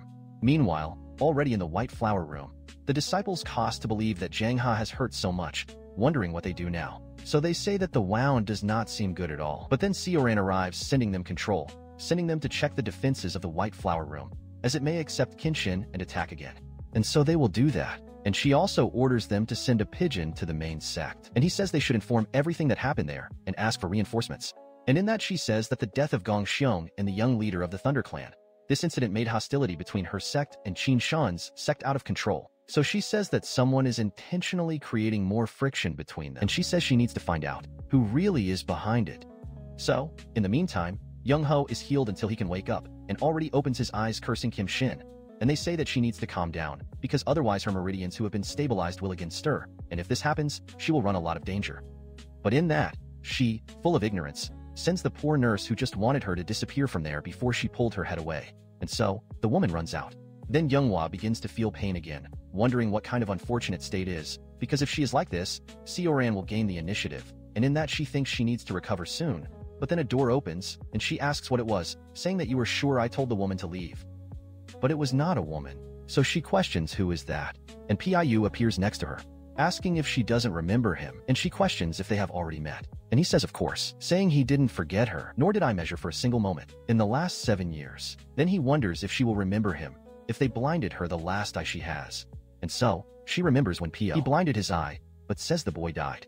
And he reveals his face, saying that there was not long ago. And she starts asking how he is there, saying that he is sure he died in that place, saying that the saint of martial justice says he threw him a hole of snakes. And the boy says he played, but now it's time to end her.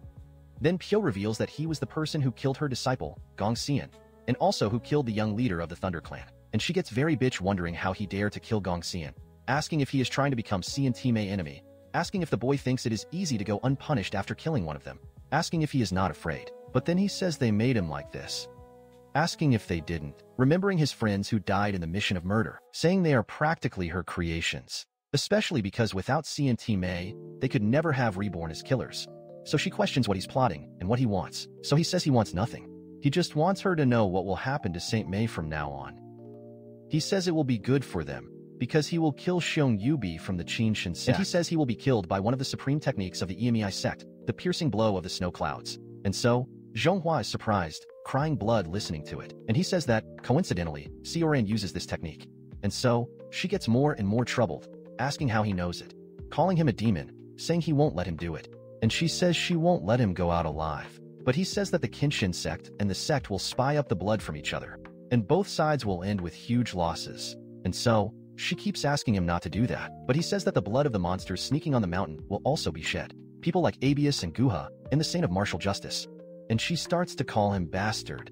As she clings to Pio's clothes, she begins to bleed more and more, and she thinks her plan is terrifying and shrewd, saying she needs to get rid of him.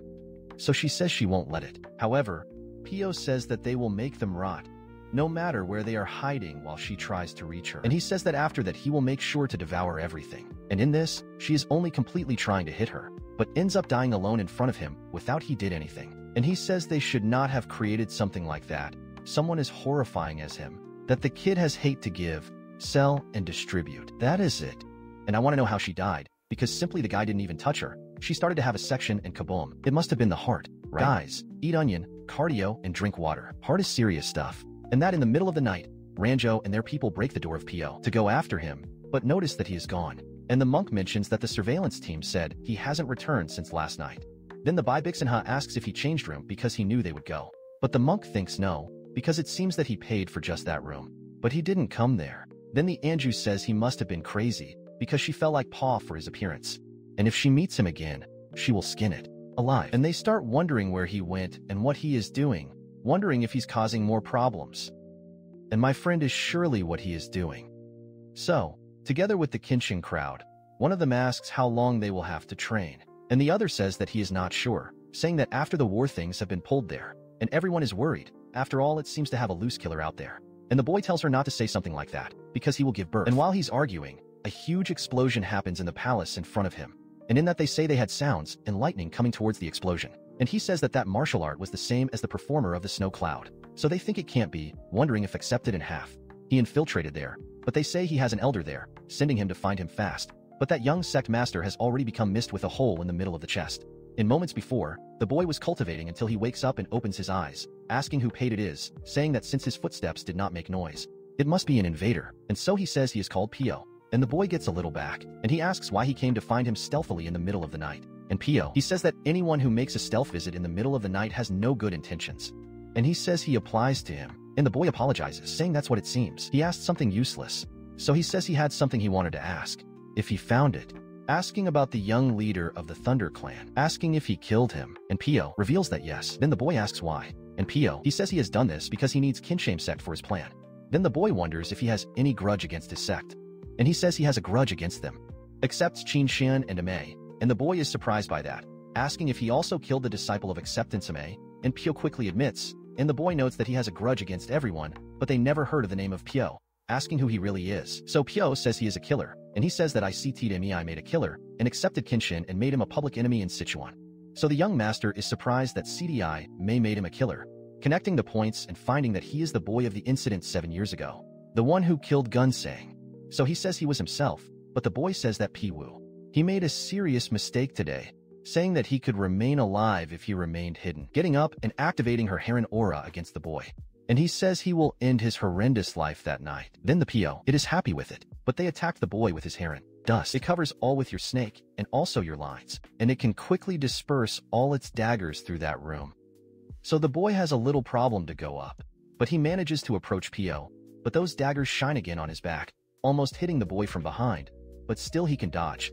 And in this PO, continues your attack almost telekinetic, just using your finger, and the boy. He tries to keep attacking, but PO grabs him with his line and keeps him in the air. And in that he summons the martial art of Seitime, and the boy is surprised. And PO asks him to send his greetings to Zhonghar in hell.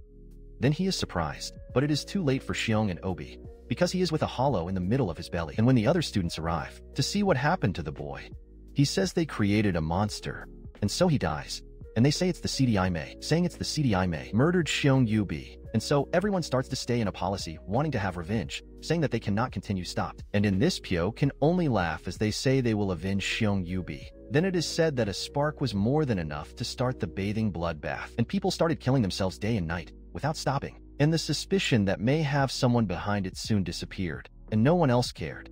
All they wanted was to kill the enemies in front of them. And so, a bloodbath occurs in that city. And Sioran notes that this is hell on earth, asking how something happened. And in that, Zhang will talk to her, saying that there is something to say about the murders that happened recently, and also about a person named Paiwo.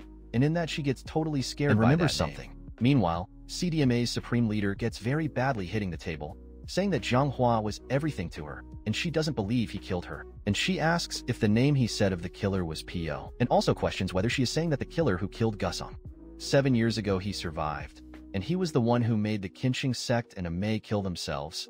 And the subordinate says that at least that's when Sioran believes, and the leader asks how something happened, saying that the Qinsheng sect passed but to them his martial art. But he questions how he learned the performer blow of the snow cloud, and the subordinate says it is a guess. But one of the people who died in the underground cave, Gong Wang, always carried a copy of the secret art. They believe he learned the technique from this copy.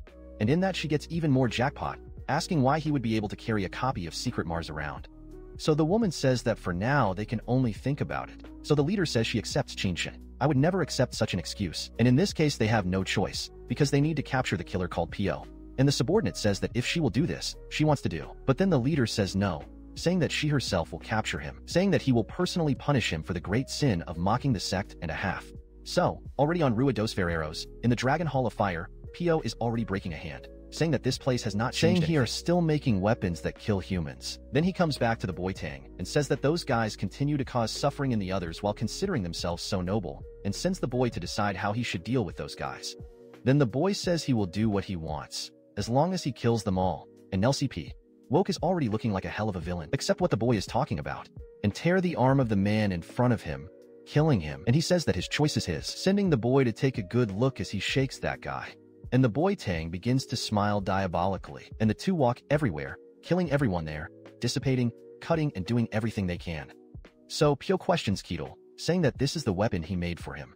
And the boy says that this is really amazing, saying that he cannot believe that the weapon he made has so much power, saying that thanks to him, he managed to have his revenge. And in this the boy notices that he needs his help, kneeling in front of him, asking how it can help PO. He is happy, looking at that boy's disposition. And in that, while leader Tai runs, Mu Zhong goes after him, and simply explodes his head and asks why he did it. And the clan leader gets scared, saying that it can only be a lie, asking why he did it. And then Mu Zhong asks if he doesn't know, saying it was due to the death of Xiong Yiwu. But the old man says he was not the leader of the Thunder sect who killed him, but Mu Zhong says his interest was the reason. Then the old man questions why. Then Mu Zhong says he will explain the details to understand, saying that he will not allow anyone involved in this to escape alive. And so the old man notices that he doesn't believe his brother is so annoyed that way, asking what the hell about 7 years ago for all this to be happening now. So he says that 7 years ago they lost some blood to be in fear, and today he lost his Chung Yup, saying that the future of the Qinsheng sect is totally ruined. Then the old man gets scared. Emma Zhang says he can't take it anymore, saying that until that moment, all he did was be patient, and questions what they got, and he tells them not to try to stop him, for he tired of tolerating these affronts, and he leaves from there, leaving everyone behind. And Nilsson of the subordinates says that his brother, Zhang, will be dangerous, and your brother Jin Pio can join. And Nia Silvera tells you that she has been 7 years since Brother Wu is in isolation, saying that he has not shown any sign of action in all that chaos. And the other says that it seems that isolation was not enough to reduce his anger against the EMEI sect. And if these two come together, there will be a bloodbath in Sichuan. And the old man agrees. And in that he says he will have to leave, saying that the event of those events is strange, saying you want to see the truth with your eyes. And the old man says if it's what he wants to do, he must take martial artists with him. And the subordinate thinks. And the old man says that if he finds it necessary, he can use the strength to eliminate the Muzhong. And he says they need to find out the reason behind Muzhong's actions. Thus the subordinate says that he will not disappoint him. But the old man wonders why things came to this point.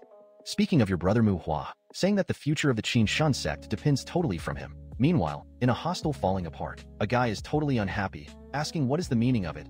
After all, he had to use 5 coins to pass a hostel like that, but the other says he has no choice, because spending the night without shelter is out of the question. But in this, the guy who is annoyed says that all the inns are closed and this only beast is charging twice the price, saying that Shindu is a chaos due to Kenshin and Emei sect. But in this, your friend tells him to be quiet, asking what will happen if anyone. Meanwhile, there is someone really listening, and Pyo talks about the group of black clouds, saying that his next targets are Godo-sa and the Bloody Monk, and he says he has to recognize the intelligent forces of the House sect, saying that they have the record of all the warriors, but all Chengdu. So he says that if he memorize everything, he will be able to use that information later. While he reads, he looks out, saying that many of them have died, and several others will still die. And he says he doesn't regret absolutely nothing. But as he looks, he says these are the consequences of what happened in that cave. Starting at the moment he was imprisoned, the only thing that mattered to him was to survive. And now it's too late to go back, and he doesn't even know what it is like to have another life. Saying that all that remains to him is the life he has now. So he says he can't give up on her. Meanwhile, the old man of the EMEI sect continues to go towards him, along with the Muzhong.